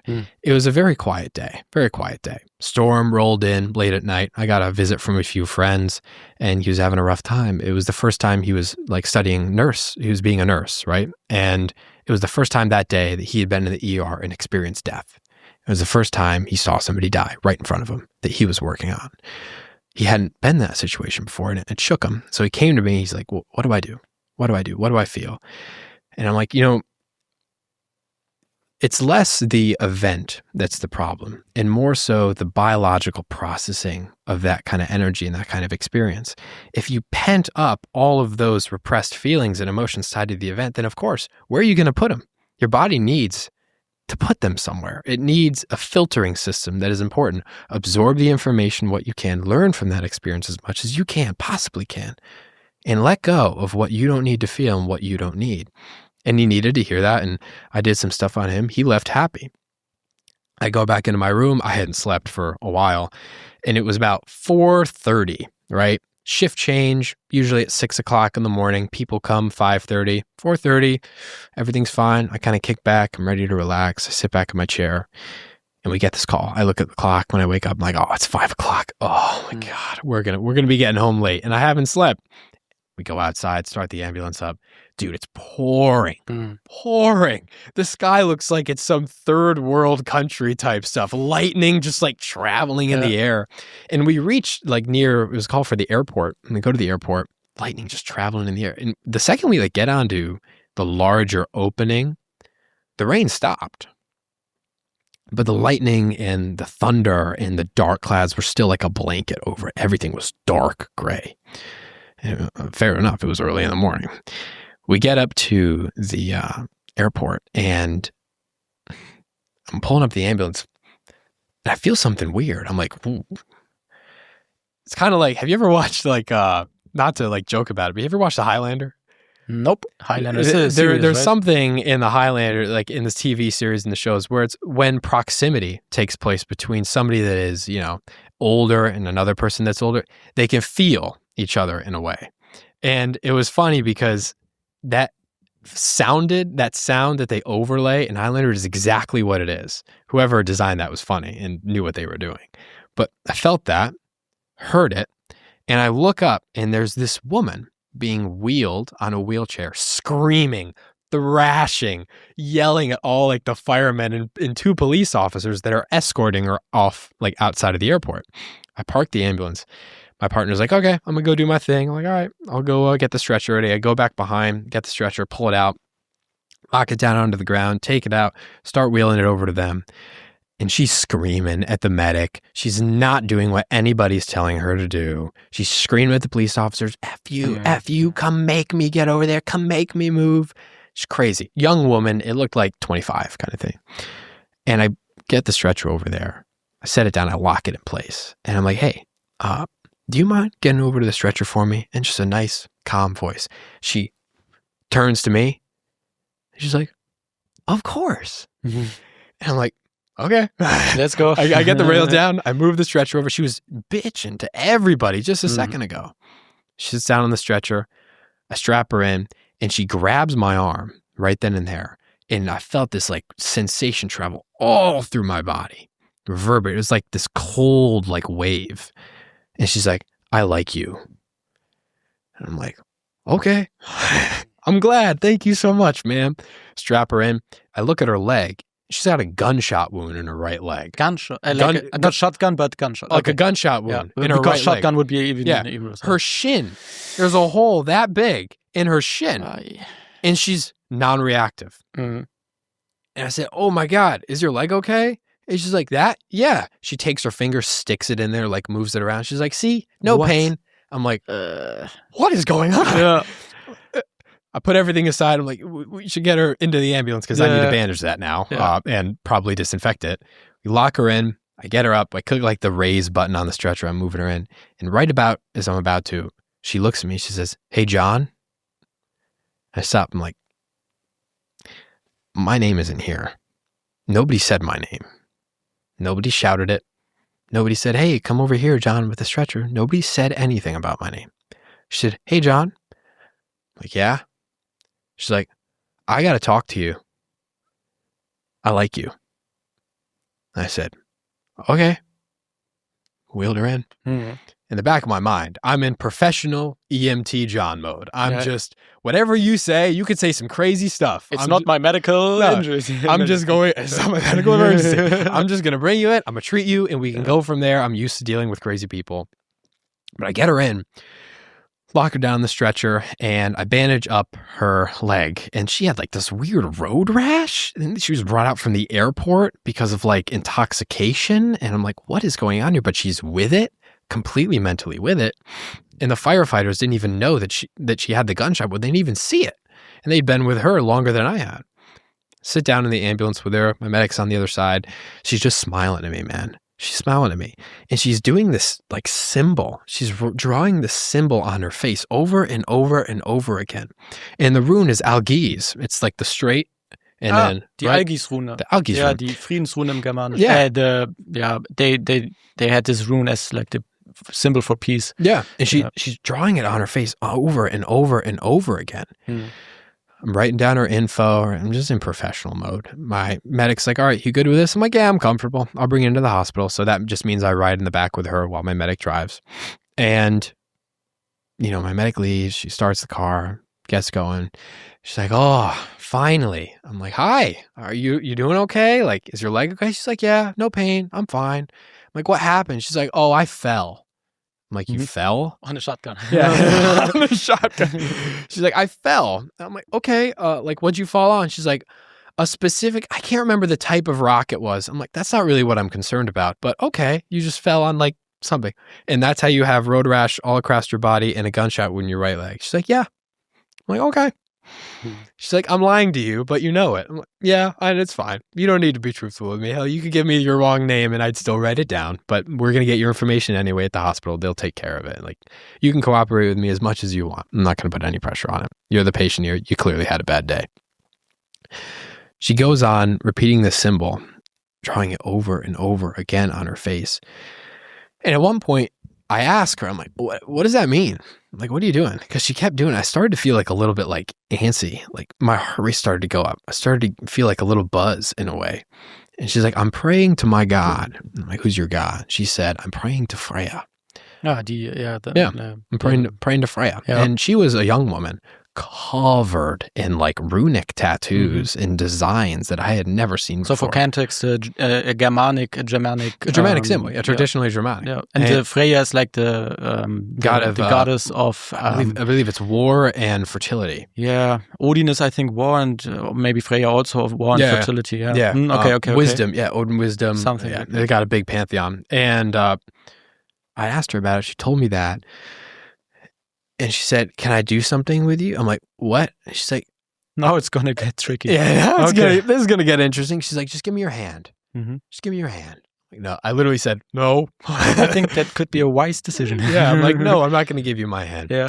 And she said, no. It's very important. I'm here for a reason. I said, well, why are you here? Like, I'm not one to believe in fairy tales. I'm not one to like believe. I don't think it's a fairy tale. I think it's a spiritual. Yeah, I'm not one to like just believe in the gods. And I didn't believe in like traditional gods the way people turn them until, some stuff came up. But she said, just give me your hand. I'm like, no. And she's like, just a little bit. And so I like reached out my fist. I just reached out like my right and I closed fist towards her. And she brings up her hand right to it, closes it, and comes up with her other hand and just starts like points at my forehead, and everything in front of me just goes away. Everything. It's like click. I'm in an entirely different space. It's this open, like beautiful mountain range. Beautiful. And I don't even know how high I am, but I was high. I could see like fjords, beautiful, like ice cap, like mountains as far as I could see. And there was this like woman in front of me, and she had this red paste, and she was taking her hand and just drawing the same symbol she had drawn, like the girl in the ambulance. She drew it on me. I heard this noise, felt this thing, and then I was back immediately. It's like that. I come back to it. I felt real different. I felt like kind of like adrenaline dumped in a way, but not in a sense that it overreacts your body, right? Or it's a shock to your body. It just felt like an integration. And I looked at her like strangely. She just started smiling. She knew what she just did. And she says, John, I'm here for, very simple. I'm here to prepare you for your war. I was like, okay, thank you. How old were you? This was last year. Oh, it was last year. This was just a few months before the knife incident. Yeah. This was was it June or July? When was the summer solstice? Whatever day that was. I can't even remember. I didn't even know what it was at the time. But it was crazy. Crazy.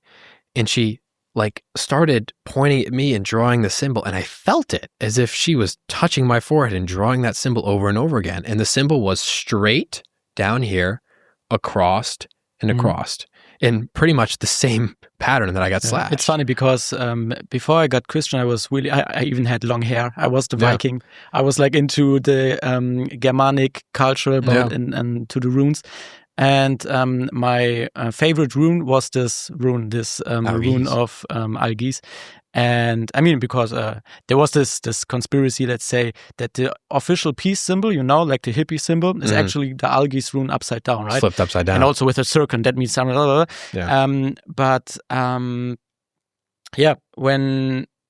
I'm listening to your story, do you want to add something? Or no, keep going. Okay. Keep going. I think the first thing that we can notice is that the spiritual world is a real world, and that's not important that the Western society in this time and age is like super rational in a sense of no, that's not possible.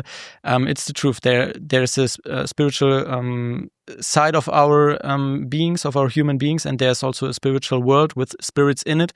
And I think just like in the material world, there's good and evil. There's like my fist that can punch you in the face, which would be evil. In this context, if I would just stand up right now, it would be evil. In other contexts, maybe it would not, if I save someone. Blah, blah, blah. And also this hand can be nice to you and shake you and like giving me a handshake, right? And the same way it is when in the spiritual world. There are good spirits, there are bad spirits. And if you ask me, you really experienced the spiritual world, but I don't think in a good way. I disagree. Okay, let's go. I fully disagree. And I think it's fundamental. Mm-hmm. I have always come at the approach of this world of less of good and bad, because that's subjective. And it's very it's subjectively anthropocentric. I mean, we put art 100% anthropocentric, humanly focused, right? I don't think I don't think in the terms of mechanisms, and especially energetic mechanisms, energetic factors, forces it be, that there's, and we can boil it down to the very simplistic good and evil. Mm-hmm. I think. Did you just say you don't believe in a mechanistic? I believe in the mechanistic aspect of it, and that's why I don't believe there's necessarily the clean-cut good and evil. We'd like to look at it. You know, it helps our deduction, but at the same time, when we have an experience that we could say, well, that was a dark, evil experience. No, why were you scared? What made you scared? Mm-hmm. It's normal to be scared. I had experiences when I was young, being scared, seeing things. That doesn't mean they were evil.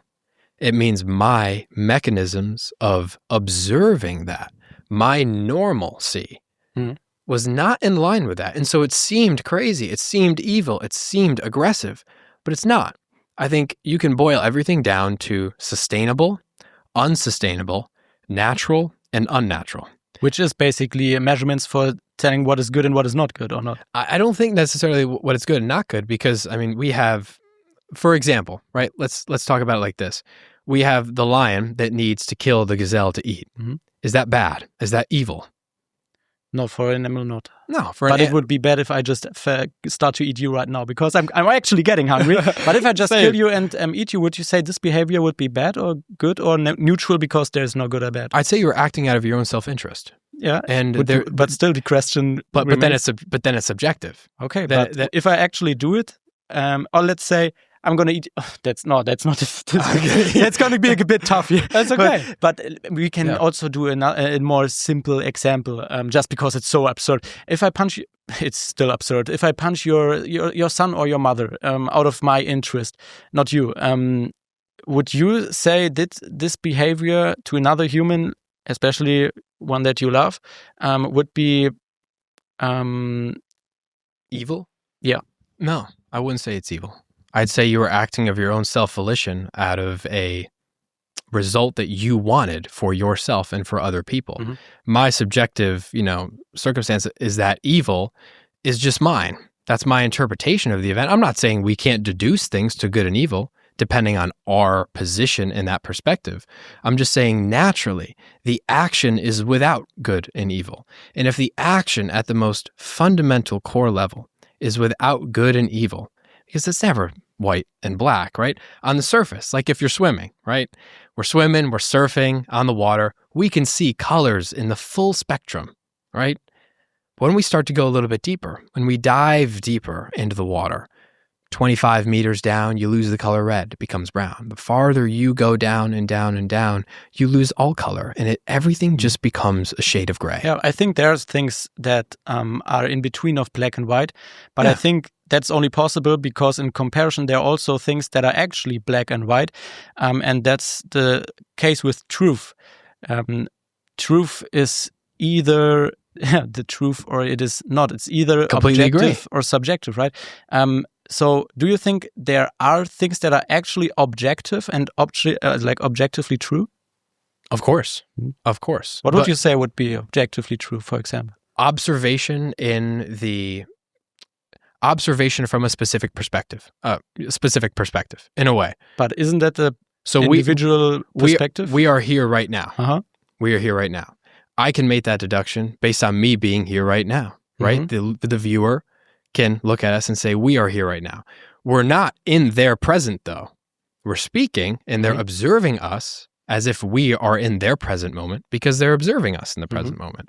But we ourselves are in that past, right? So we're here right now.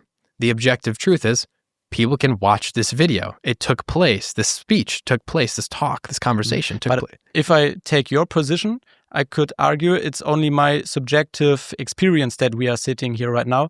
I can't tell you, and actually I can't prove that we are not sleeping right now and just have a dream or somebody drugged us up and we are just hallucinating everything. I can't prove it to you, but I think there are good there are good arguments that indicates that it's actually happening right now, and that there is something like a reality that we can experience. For example, that we are having a conversation right now. But that demands that there is really a truth, right?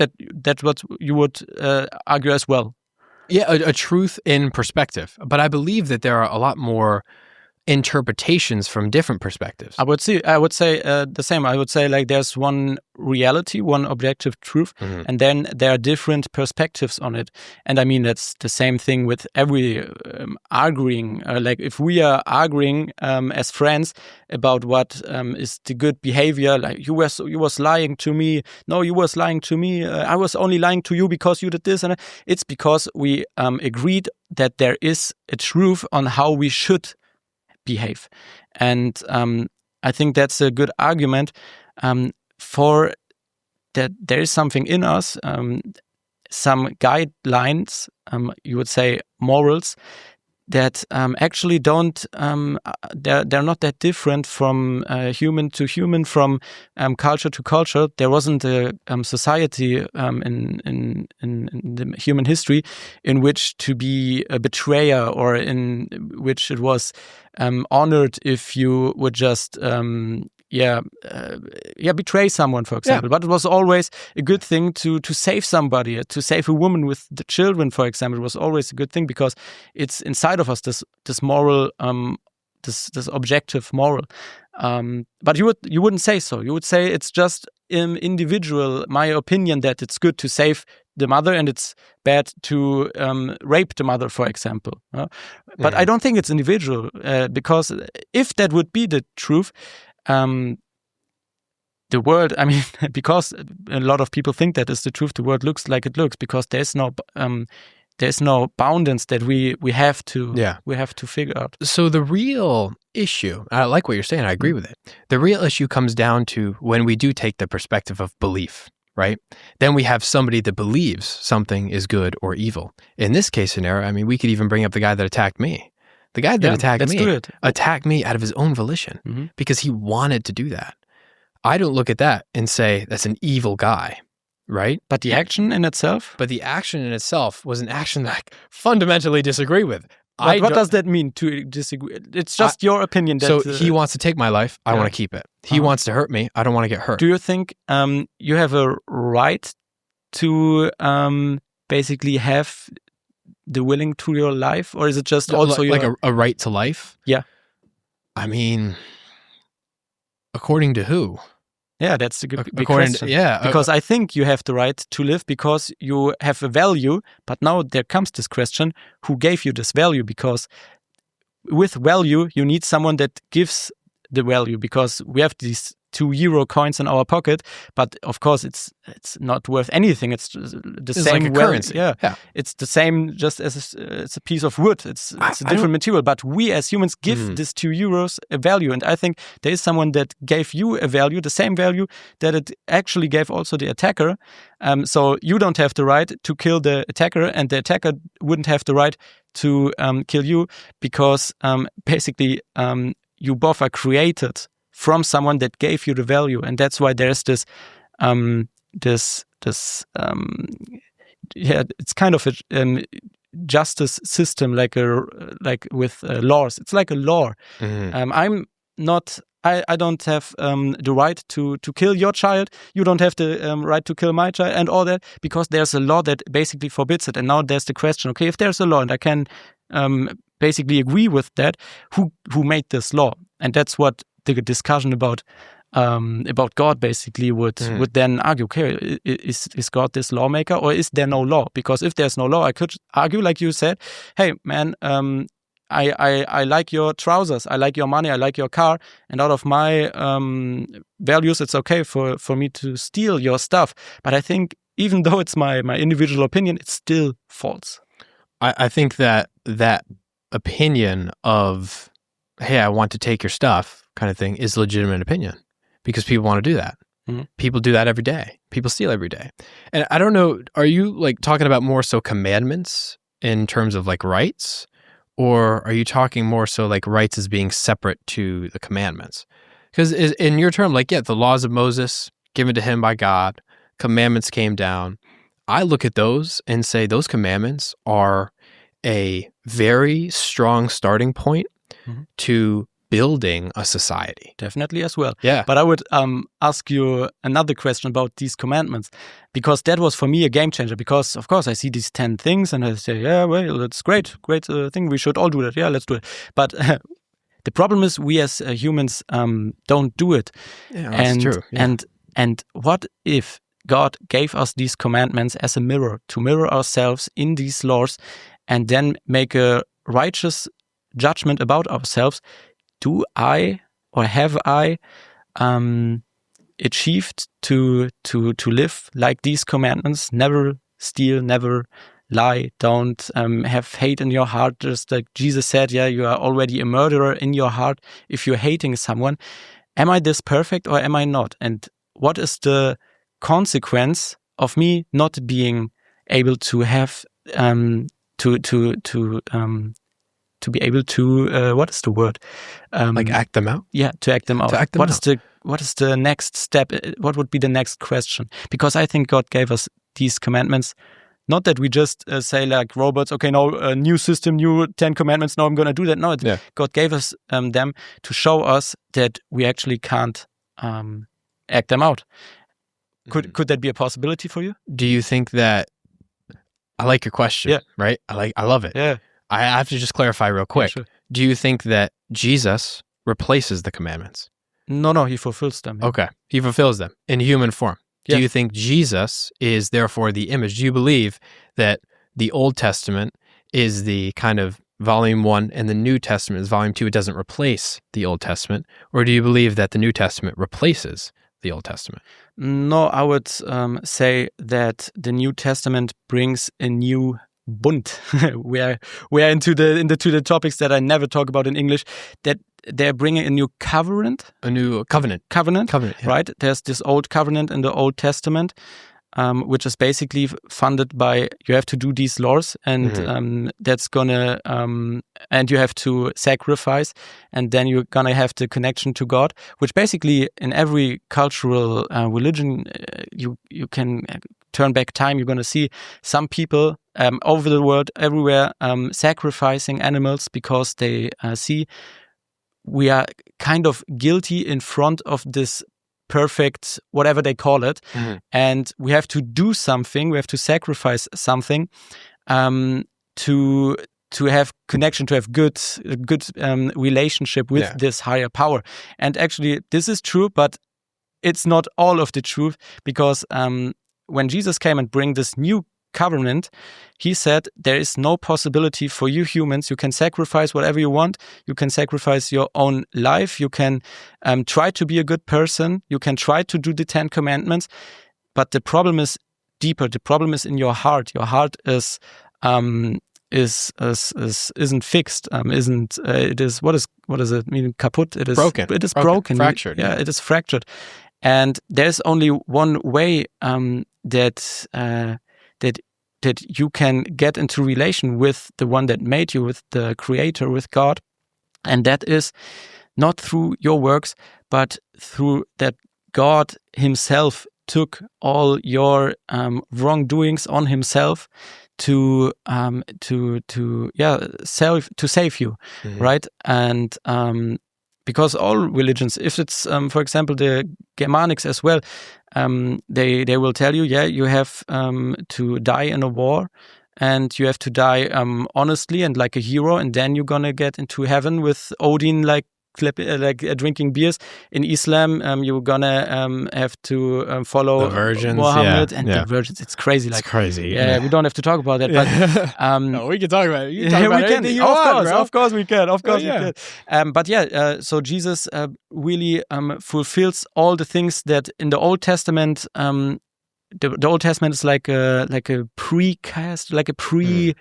It shows in the Old Testament, in the Old Covenant, these are pictures that all point to Jesus, which is the real fulfillment, the real necessary place between God and humans. He is the connector to them, between them, and that's what happened on the cross when God Himself in human flesh took the sins of the world, of us, to save us.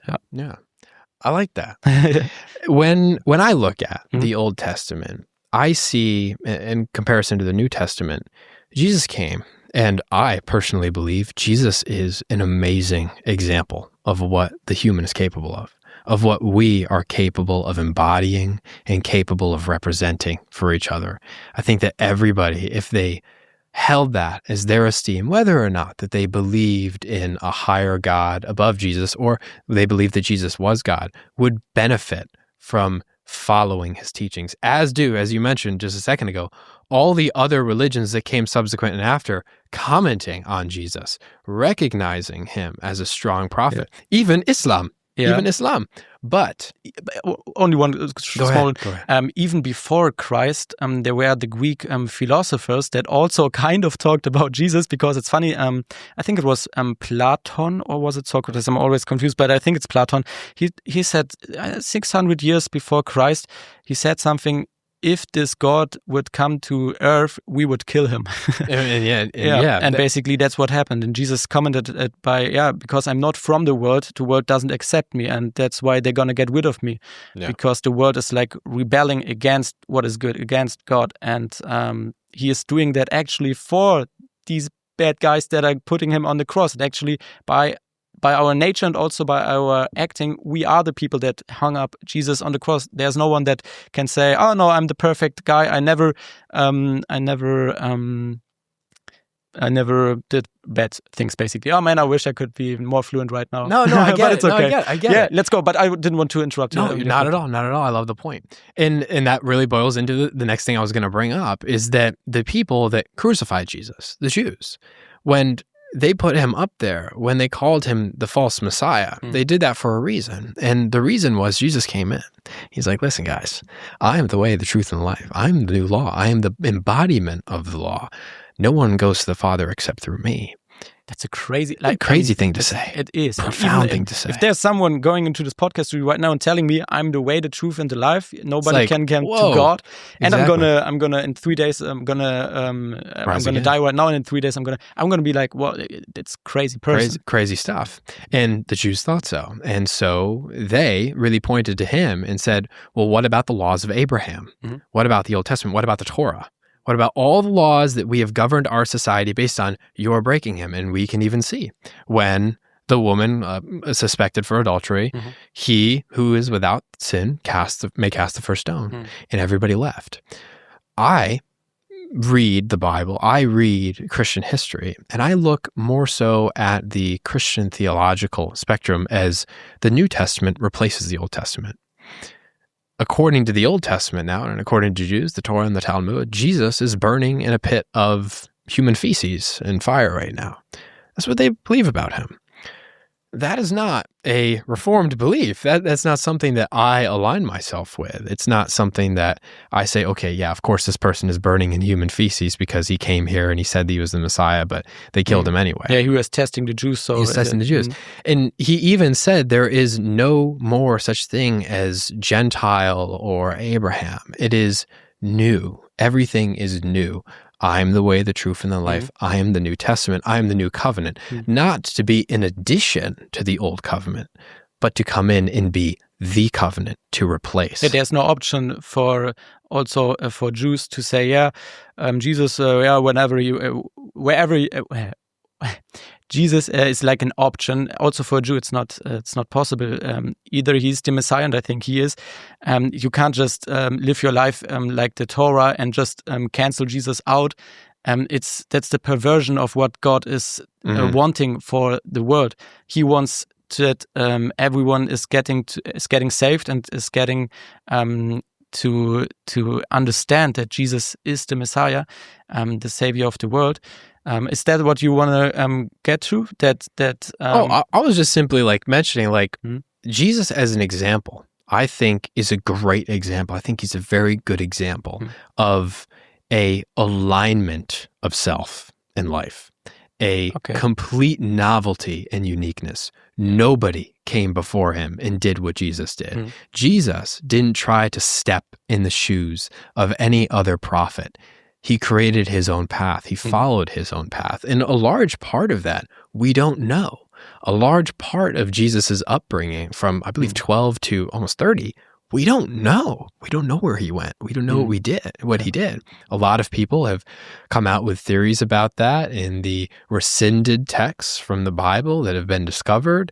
You know, people have theories that he went over to Eastern Asia or Himalayas and studied there in Tibet. And there's some Russian, theological debate about that as well. But I mean, there are the Mormons that say that he was in America, I think we don't know.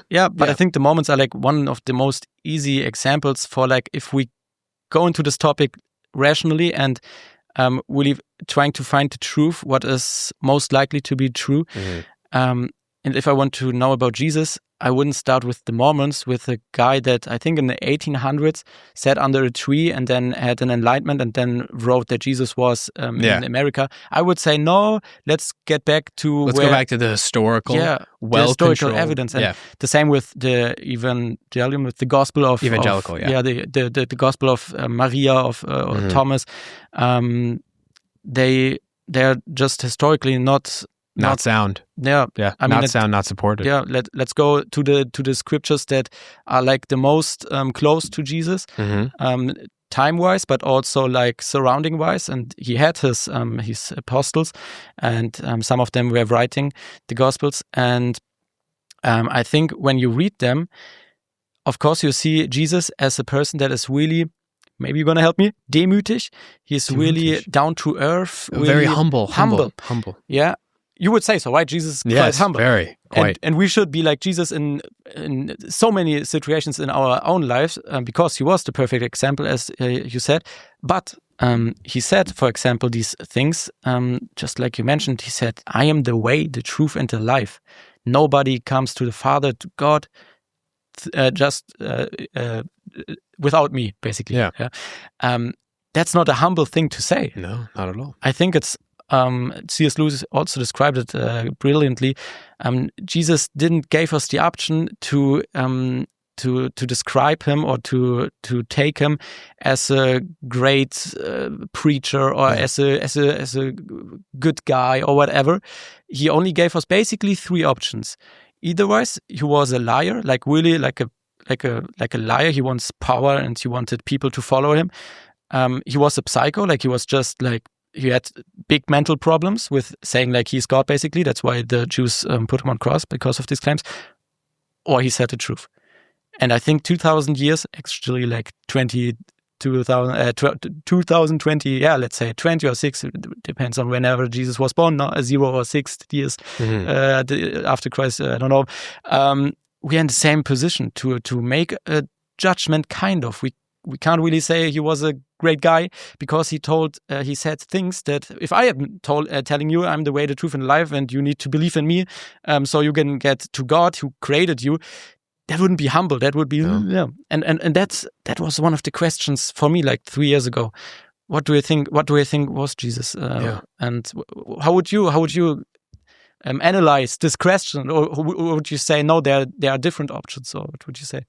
As far as what? Like different options as far as what? As far of describing Jesus, either way, a bad guy, a psycho, or the one who told the truth about himself and really is the Son of God. I think those really are, when you really critically think about it, the three options that hold the most weight. And the answer's in one of them.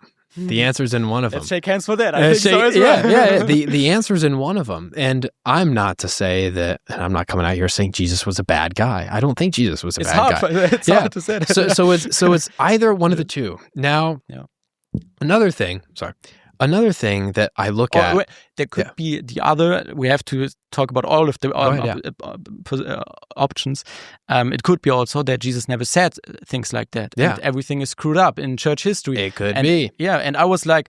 that was like my point. I remember 2020 when I was like on my spiritual journey. I was like, yeah, Christianity, some interesting, but they really say they are the truth, and that's not cool. Basically, not knowing that in this statement I also kind of make a truth claim to say Christianity is not the truth. If I'm saying it's not the truth, I'm also telling a truth claim. So I was learning back afterwards that it's not bad to have a truth claim. Yeah. It's just a question if it's actually truth or just a claim.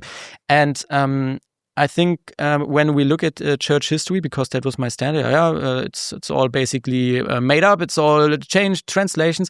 And then I was looking like what is the truth? And then we can see, whoa, okay. I can't sit here and say Platon existed or Socrates existed or they told us these things or Kaiser, whatever, like Caesar quoted these things. And that's true. And then I say, Jesus, no, he didn't. He quoted this thing when we have so many scriptures. And scriptures that are very important to recognize that some conflate or disagree with others. And that's not a metric of the fact that they're unreliable or false. It's actually a very good presence in historical claim. There's a variation of circumstances actually happened. It wasn't some fabricated event. And the same people... It's already argumenting for it that it's actually the truth. And when you have four different eye viewers, it's the perspective. Yeah, it's the perspective. And if all four would be the same perspective, it would be pretty obvious that these four people were just chatting with each other and agreeing on it. Yeah. You have to explain all these arguments more because I can't. My English is too bad. No, it's okay. But get into this. And at the same time, a lot of the people that look at like Christian history, they'll say, well, the Gospel of John, 40 years after Jesus died, so much could have changed. It's super, actually, as of 40 years, nothing. Yeah, it's nothing. And at the same time, right, the first time anybody wrote anything about like Alexander the Great was about 400 years after he was around. That's all we have. And we are like in school, we're like, yep, he said that. And Jesus, I don't know. He had this speech. He did. He conquered half of the known world. Like, this is the logical reasoning of the people like behind a lot of the critique and criticism movements. And they'll just try to poke holes in the logic. And I get that, right? Everybody wants to know the truth. And some people are and require more details, more specific nuance, some more satisfaction about the intricate details, what actually happened there. They really want the truth. But their logical reasoning mechanisms are just not there, and they break down. And those reasoning mechanisms, the actual precursor to the process of trying to find truth, the individual metrics of, well, what do I need to hear? What do I need to be provided? Building that for yourself is, I think, of the utmost important first, right? Because how can these people go out here and just go to the information and say, well, I believe it or I don't believe it, based on some fabricated, measure of logic that I think is right? I think that everything points back to the personal journey. Everything points back to build the world for yourself that you want to see. And I think that Jesus was a great example of that. I also think that there were some people in history that... Yeah, because he actually made a world. Yeah. In my world, he actually created the world. Yeah.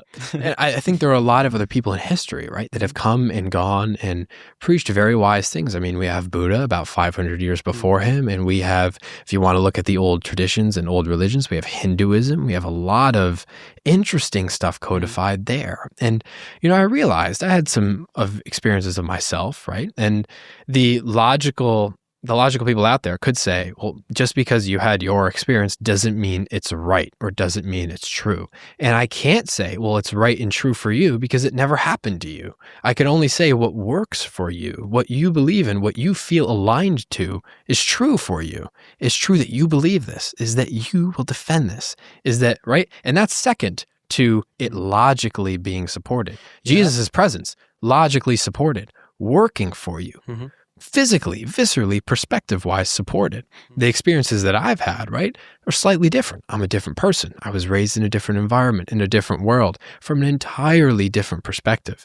I've had a lot of different experiences, right, you and I, but at the same time, we can both come together and say, it happened, he was there, he said that, everything points to that. Yeah. I would make a small difference. I would argue a small difference, which actually makes a big which brings a big consequence to it. It's about the difference between saying, okay, because you didn't have experienced what I experienced, it's not the reality for you or in general. I would argue there is this one reality, and for example, if Jesus really is the Son of God and you experience it in an individual spiritual journey, then it's still either true or not that Jesus is basically God. I believe that. There's a truth there. And then we can have another guy that didn't have this this experience, and you can tell him, yeah, I understand that you don't believe that Jesus is God because you didn't have this experience in your spiritual journey, this Offenbarung in German, this basically God didn't clicked this door, this actually it's like a treasure, like what open the chest. Yeah, they open the chest for you. And that's true. You don't have this, and I can see why you don't have this faith right now. That's what actually is true. But that is separated from the fact that Jesus is actually God or is not God. Right? It's either the one or the other, and that's where we are at the bottom about the question: what is truth? Like, is there truth or not? And because, basically that was the point, that there's I don't think an individual approach to truth. Because if it's an individual decision or experience or opinion, then we are basically in the LGBTQ agenda. Crazy switch, but actually they tell exactly that. They say if it's your truth that you are a female, Leo, then you are a female. And I actually had this at the LGBTQ parade. A young girl, she was telling me, like, we were doing like a microphone interview. I was interviewing her, and she was like, okay, now close your eyes. I closed my eyes. And she told me, do we right now you don't see nothing, so we basically don't exist, right? As she was trying to convince me that reality is super individual, and now and right now you don't see anything. That's why there is nobody around us right now, all the people that are watching us, and that's the same with your gender, basically. If you look into yourself and you feel and you see that there is actually no male, then you don't know. It's all interpretable. I believe there's totally an objective, logical truth. The same way I believe that people can record history and that be true, right? I believe that I believe that Jesus said the things that he said. And now we have to figure out kind of this three options, let's say, if we think that he actually said exactly. And that's like where the exploration for that idea really comes to fruition. Like we can explore all those different pathways. Now, in terms of like good and evil, right? I believe that that's more subjective. Okay. I don't think that it has the same physical weight as, say, a gender or a presence of the person being there or not. And that's why I don't necessarily discount it entirely, right? I believe in subjective good and evil. So I believe in good and evil in a way, just not in the blanket way that is applied.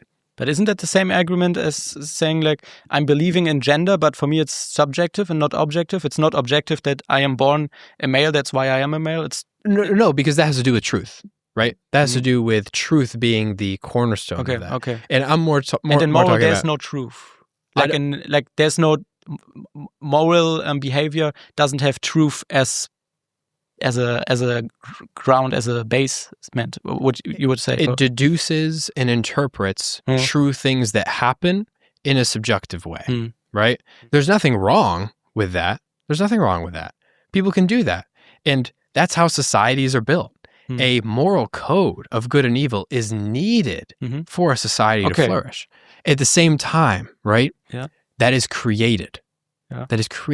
It's not naturally there. Yeah. The most natural place we can look is the animal kingdom. The most natural place we can look is places that we're not affecting. We are not overlaying our logic, our view of how the world should work on. So I believe that, of course, there's good and evil, right? There's good and evil of opinion. But that's secondary to truth. Jesus, the presence of such biological reality, truth, grounded, observable. You can disprove it. If you can't disprove it, then is it true? Does it hold up? That's just my argument. Yeah, I see. It's more easy, because I would say the same. It's more easy to prove that this shoe exists than it's to say that it's bad to punch a pregnant woman, for example. Yeah. I can't prove it the same way that is wrong as to prove that this exists. Exactly. I would say the same. That doesn't discredit at the same time the observation that that's a bad thing. Yeah, and it doesn't says that it isn't actually true, that it's wrong objectively to punch a pregnant woman in most of the cases. Yeah. Maybe if there's a pregnant woman knifing you, it's morally okay or good because you can argue about it. Okay, but then into the practice. The Islamic world is coming to the Western world, and now their society is ruling. And in their society, 99.9% are saying like homosexual people, we need to kill them, and the other 0.1%, they basically that are against it, they also get cancelled out of the society. Yeah. Would it be wrong, or would it just be your opinion that it is wrong for this society to do that? I don't want that anywhere near here. And I have no shame in saying I don't like that. I think that's bad, right? I think that's bad. They think it's good. Yeah. They think it's good. And do you think both can be true, that it's a good behavior and you say it's bad behavior? Can both be true? Now I'm taking like a secondary step. I'm actually taking a tertiary step, looking at the two people that have a specific opinion and having a specific and separate opinion on the people that have a specific opinion about the subject. Okay, exactly. I get what you mean. Yeah. Let me like break it down. So in like the physical sense of, I have the opinion that this is bad, that it's bad what's happening here in Germany. I don't want to see that happen in Germany. I don't want to see that happen to the West. And I don't think the way their Abrahamic religion views women, I don't like that. I don't like how they objectify by covering. I don't like the rules that they set for women that are done in the name of safety, but carried out in large part legislatively in the popularly run states as a way of oppression. I don't like that. I don't want to see that here, as much as you don't want to see that here, and you don't like that being practiced. You wouldn't want your daughter to be a part of that. At the same time, the fact that I disagree with that, right? I don't want it. They resolutely think it's right. They also believe, according to their scripture, their prophet, that it is right. So we're in a little bit of a conundrum here. We think we have people on one side that say this is documented proof that this is what I should do because it's what I was told. And we have documented proof on the other side that says don't do that because it's not what you're told. So the question of is it good or is it evil is kind of secondary to the fact that these people believe it is. So what's the mechanism of belief? Good and evil is a result of belief because they believe it's good or they believe it's evil. That's why you have so much variation, right? And we're not saying like we're not applying that logic to physical things, right? Because it's different. It's observable in the way that we perceive this reality. Like obviously there's men and women. There's nothing else, guys. Like, come on. Let's be real. Let's be truthful. Let's speak the truth. The dropping of some sense to make some deduction about reality, it doesn't hold up. The person telling you to just close your eyes and it's ridiculous. Yeah. It's ridiculous. At the same time, like the reasoning behind these people's beliefs and what is good for them, what is good for their culture, the maintenance of them, the preservation. And that's like, bring it back. That's why I believe everything can really be boiled down to, right? Good and evil still can exist as a subjective opinion, right? I can still look at something and say, I like that. I don't think that's nice. I really think that's bad. I really think that's good. But everything really boils down to sustainable, unsustainable, natural, and unnatural. Yep. Is it happening naturally in the most raw interpretation of the animal world? Is it happening naturally? Does that even happen, right? Technology, the way we see it, not a very natural thing. Is it sustainable? Well, it takes resources put into it that are finite in a way. Have we ever asked ourselves, is it evil what we're doing to the earth? Is it evil making these things? I think that it may be and is a valid way to look and deduce reality around us. but I don't think that it is based and weighted in only truth. You get what I'm saying? Mm-hmm. In the Bible, it says like you're gonna recognize them by their fruits. Basically, you're gonna recognize the truth by the fruits. And I would argue the same as you just said, to see if behavior is sustainable, basically is the process of trying to find out if this behavior is right or wrong, is the one that is true, like should be the reality or not. I think a society ruled by Sharia, for example, brings fruit that not proves that this is wrong, but it shows you, it indicates that their behavior is wrong. Not only from my opinion, but actually because I see the fruits. I see beheaded people. I see women that are scared to basically speak. Terrible things, yeah. Yeah, and I think it's not just an opinion, because if I ask the woman in Islam and she's going to tell me, yeah, I really like that, that's a good system, that's only because she's brainwashed, not because she's telling basically the truth. The truth would be in not in all parts of Islamic world, yes, but in those really fundamental Islamic words, it's really wrong for the woman to have this position, because the woman is made in the image of God, because the woman is not like an animal or like a status symbol or like is the property of the man. Mm. That's wrong. That's not true. The truth is that she's made in the image of God, and that's why she should be. We should behave to her just like that.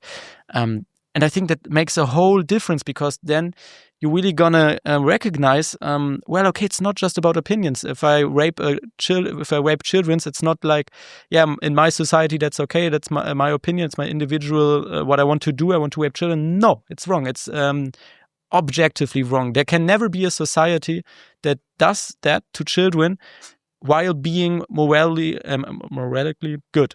Morally good. Morally good. I see exactly what you're saying. I get it, and I understand it. And I don't disagree with you on a large part of it. The only way that I could come in and like specify like the intricacies of my belief is just, right, we have the subjective reality of what we perceive to be right and wrong, good and bad. Mm-hmm. And then we have the innate fabrication of the universe. Yeah, these are two different things, right? As it's created. One is objective, that's like the universe that is made in a specific way. Yeah. The lawmaker, and like we have the creation in a way, and whatever creation like process you believe or prescribe to, depending on how you look at and how you really deduce the truth, right? That being said, the creation of the universe, something that we really can't even explain now. It's like we have theories of the Big Bang, but it's a theory. Like we don't really know. What was before the Big Bang? What was before the Big Bang? What was before this? Yeah. And there's so much opportunity. There's so much ideas, and there's so many ideas that are so far out there, so undiscovered, that I don't think that we can give our interpretation of like what is good and bad to that stuff in the large part and cement it as universal truth. I don't like even the term the law of nature, because it's a very anthropocentric thing. A law states that, well, it can't be changed, but it was formulated at some point by a lawmaker, and maybe the lawmaker can actually interfere into these laws, exactly. Actually walk on water. And so like I believe that there are a lot of concurrent observations that we can look into the reality around us and find answers that we would have never have considered, right? But those answers won't be in the black and white. Those will be in the shades of gray. And to boil back to your point, like these people raping, killing children. I mean, when my father was overseas, he had to do some things to come home. And I've heard about those things. And I've also heard the fact that then you drop one and the 13-year-old kid would grab the AK and start shooting at you because he believed it's right, because he's going to take you with him. Women would come out strapped with bombs underneath their burqas and blow up and just kill American soldiers, shouting Allahu Akbar. They believe that's right. And they was like, oh yeah, no, don't worry. And I realized what you're about to say. Well, like the objective reality, the fact that that is not right, that's not good. And I understand that, right? But at the same time, we're still making a subjective deduction that that's objective in a way. I see. See what you mean? Yeah, I see where you get. I don't like discount anything that you're saying. I think it's very weighted and true. I agree with pretty much all of it. Yeah. It's just the extension of the natural order of the universe with being codified with right and wrong. I don't believe it. I think our idea of right and wrong is a beautiful thing that humans, right, through learning what's good for us and what's bad for us, create. And we create and we codify and we follow and we build beautiful things based on that. But I don't think we always had that. And if we did always had that, we probably would have just defaulted to it in the beginning. Or go. I want to hear your response. Yeah. Because you are getting exactly to the point that I wanted to get there. The Garden of Eden. Because that is where all the debate that we are having is getting back to when you are asking yourself, what is this default set of humanity? Because I think the question of is there objective good or is everything just in a subjective opinion brings us exactly back to the moment where Eve is taking the fruit of the fruit of forbidden tree. Of the forbidden tree, which brings you the knowledge about good and evil, and it's really that's the ground, the core of what we are talking right now. Because when Eve did this, and then Adam as well, when they did this, they decided about. They put themselves in the position to decide what is good or evil, because God told them the objective truth. I'm God. The objective truth is take the fruit of life, which is basically me. Take the life from God, from the source of life. Take this fruit, and it's going to be cool. It's going to be great. That's how the system works, let's say. But because I love you, I give you the choice. I give you the free will to also reject me, because God didn't want to create robots, because robots can't love. In a relationship, love has to be based on free will. You can't be a forced relationship. That's not real love. That's why he gave Adam and Eve the free will, and they used the free will, and they used it to put themselves in a position to decide what is good and evil. And the story of humanity continues from there on. And basically, the humanity pushed all of the narratives you can think about, which basically were lies. For example, it's good to wear your mask, and it's bad if you don't wear your mask. Or it's good if you enslave this group of people or this group of people, because these people, they are not humans, actually. Like, for example, these arguments, they're all based on subjective opinions of people that is not cooperable with the objective truth. For example, all men are created in the image of God, not only the whites, the blacks, the Jews, the Muslims, or whatever, right? And I think with the fall of man, we really have an explanation of where the evil come from on a much more deeper level that I could have ever thought about. Because maybe you feel the same about Adam and Eve, the Ark of Noah. They all felt like histories for children, to have like simple explanations for some questions. But I think actually there's the truth to find in that with man, with Adam and Eve, disconnecting with God in Garden Eden. The problems of the world started from there on. The first bad behavior continued with Cain, with the next bad behavior in which he murdered the first person, and then it was like a snowball that is getting bigger and bigger, like the snowball of badness, of like the evil snowball. The evil snowball gets bigger and bigger by time, and then right now we are like a lot of thousands of years into it, and it's not getting better. And that's I think an interesting point. From humanity, we can't save out of our humanity, we can't save the world. We can't build up communism. We can't build up the Garden Eden by ourselves, basically, which communism was selling the people to what we are doing. But we actually need the savior of the world to save, to solve this problem, because the problem lays in the heart of everyone in the world, of every human. And this message for me was like the craziest message that I've ever heard, that there's this God that not only created you, but that loves you, and that puts the judgment that you deserve by logical consequences on himself. And that's just the love story that Jesus defined on the cross, that it's just out of the world. And now my last point. Yeah. I think that this belief system is nothing that I created or that I now believe because my pastor told it, but really because God put it into my heart that that is the truth.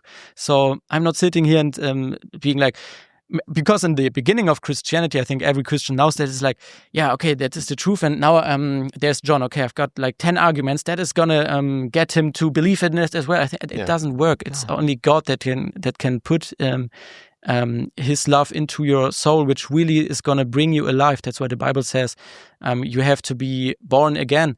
It's really a new creation, a new heart that God is giving you, and no argument, even it's a physical argument, it's a spiritual argument. It really needs an encounter with God, so that basically you can experience it by yourself. Just you said it.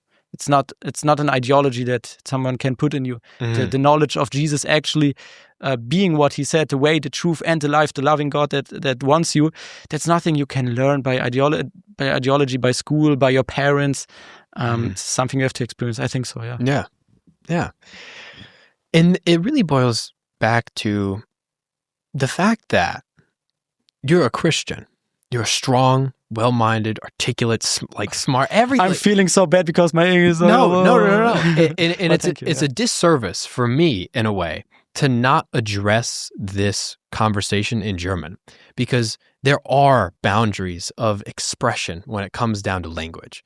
I feel, at least when I speak German, and you've heard my German before. We're getting there. We're working on it. On that. We're working on it. There are boundaries where I feel like I can't just get the word out, kind of thing. I can't express what I want to. I can't capture it. And I think that might be one of the things that prevent us from really getting to the core. But we can do the best we can. And I think we have with this conversation. And you bring up really, really good points. Especially when it boils down to objective truth. The fact that you can't just expect that when you teach somebody, it just means it's true. No, it actually happened. And I think there are really some fundamental points where you and I may disagree. Just because you're Christian and I'm not. I was raised Christian. I was raised Lutheran, right? A sect of Christianity in a way.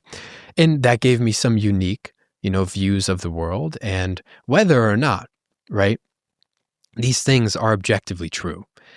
I believe and strive for a world of independent exploration. I think that the opportunity and the beauty of life is to come here on this world and live it true to yourself. And that just means don't lie to yourself about who you are. Don't lie to yourself about what you want to see. I want to see a strong Germany. I want to see a strong world. I want to see a united European people. So I'm going to strive for that. There are some people that will fundamentally disagree with me, whether they're Islamic jihadists, whether they're leftists that want to construe my logic in their own meticulous way and apply it to justify their standard of living or what they believe in. These people can do this. It's of no concern to me. My objective is true. I feel I am on the right path, because when it really boils down to it, I trust my instinct when it comes to it. And, instinct to logical information, and that's a different really category. These two really can't be compared. But I think the instincts that we were given as humans are a tool that we can use, we can embed, we can access more in. I view the striving, the pathway to develop the human technologies that we are normally given with, and find the truth, explore meaning using those improved tools that we have. I think that's the goal. At least I think that's my goal, right? And I love the presence of the fabric that Christianity has woven into the world. I think it has really benefited it. It's taken a long time, and religions do, when it comes to integrating it into a good way in society. Early 1500s, right? There's a lot of wars, there's a lot of infighting, a lot of sects, there's splits, right? Orthodox, Catholic, Presbyterian, Lutheran, all these evangelical we were talking about earlier, right? They can create their own subjective versions of stuff. Doesn't mean it's true, right? Well, they're using objective information in a subjective way, potentially. Maybe it does, maybe it doesn't, it probably doesn't. At the end of the day, I do believe in you. There's one truth. There's one truth to that story. There's one truth to that body of historical facts. And I don't know if I'll ever see it. But what I can do is say, okay, there's a lot to consider here. There's a lot of options, and there's a lot we have as humans that we've recorded, that we have in our societies, that we have in our cultures, all throughout the world. I want to know that. I want to know that. Not necessarily to just defaultly believe it, right? But I want to know that because I'm curious. And where I feel drawn in my curiosity is in my alignment in a way, right? What am I aligning myself with? Is it, in my terms, is it good things, the way I look at them, the way other people would look at me subjectively, right? Am I doing what they approve of? But am I doing bad things because they may not approve of the things I subjectively do, right? My life choices might have been bad. You know, it's up to interpretation, it's up to perspective. At the end of the day, I made them with the justification and logical reasoning that I had, and the best faculties of me, my tools, my instincts in a way. And they've come in handy in a lot of human endeavor.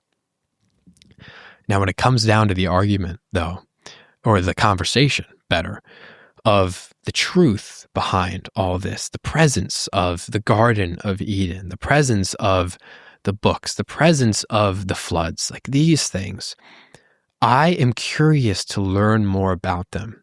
At the same time, I do not govern my system of belief on relying on that they happened. I don't know if they're objective truth, right?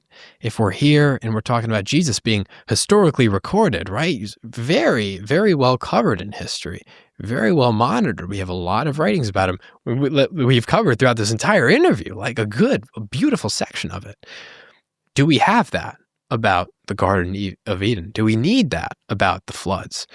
Or should we instead say, okay, there's a lot of stuff about our history prior to 2,000 years ago, right? Even a little bit farther before, where we don't know what the world looked like. We don't know the people really that were here before us, and we continue to find more evidence of people that we had no idea, societies that we had no idea existed, right? Mm. That's beyond sometimes our ability to determine the objective truth, just because we don't have access to that information.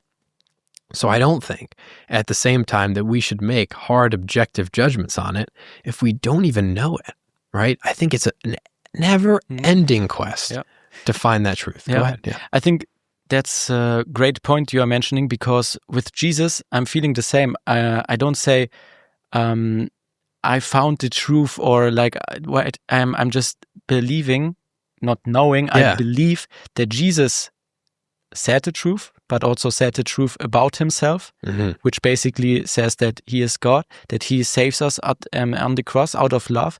I believe him and in him, and not in and not because I calculated it on my phone, or because I have all the evidence that I need in church history or whatever, but because really the Spirit of God, and as we talked about it, there's the spiritual world, the Spirit of God really put it into my heart, and that's like a whole different.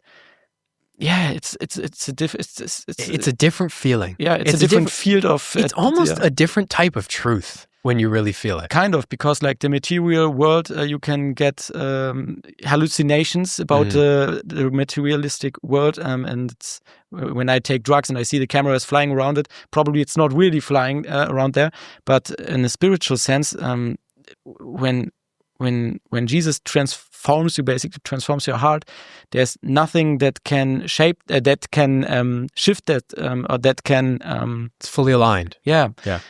I think there's one Bible verse that says, there, in which Jesus said, there's nothing that can separate us from the love of God.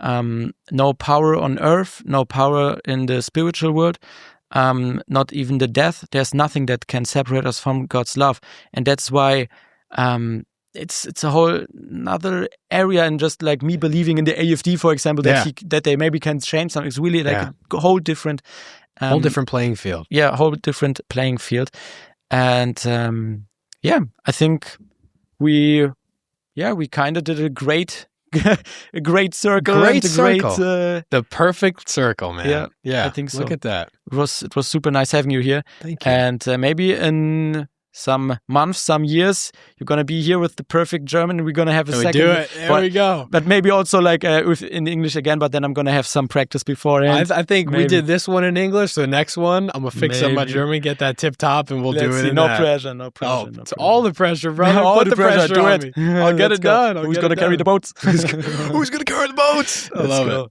Okay, man. May I pray for you in the end? It's Thank you. What I do every time I have someone in my podcast. Of course, brother. Yeah. Let's go. Can I take your hand?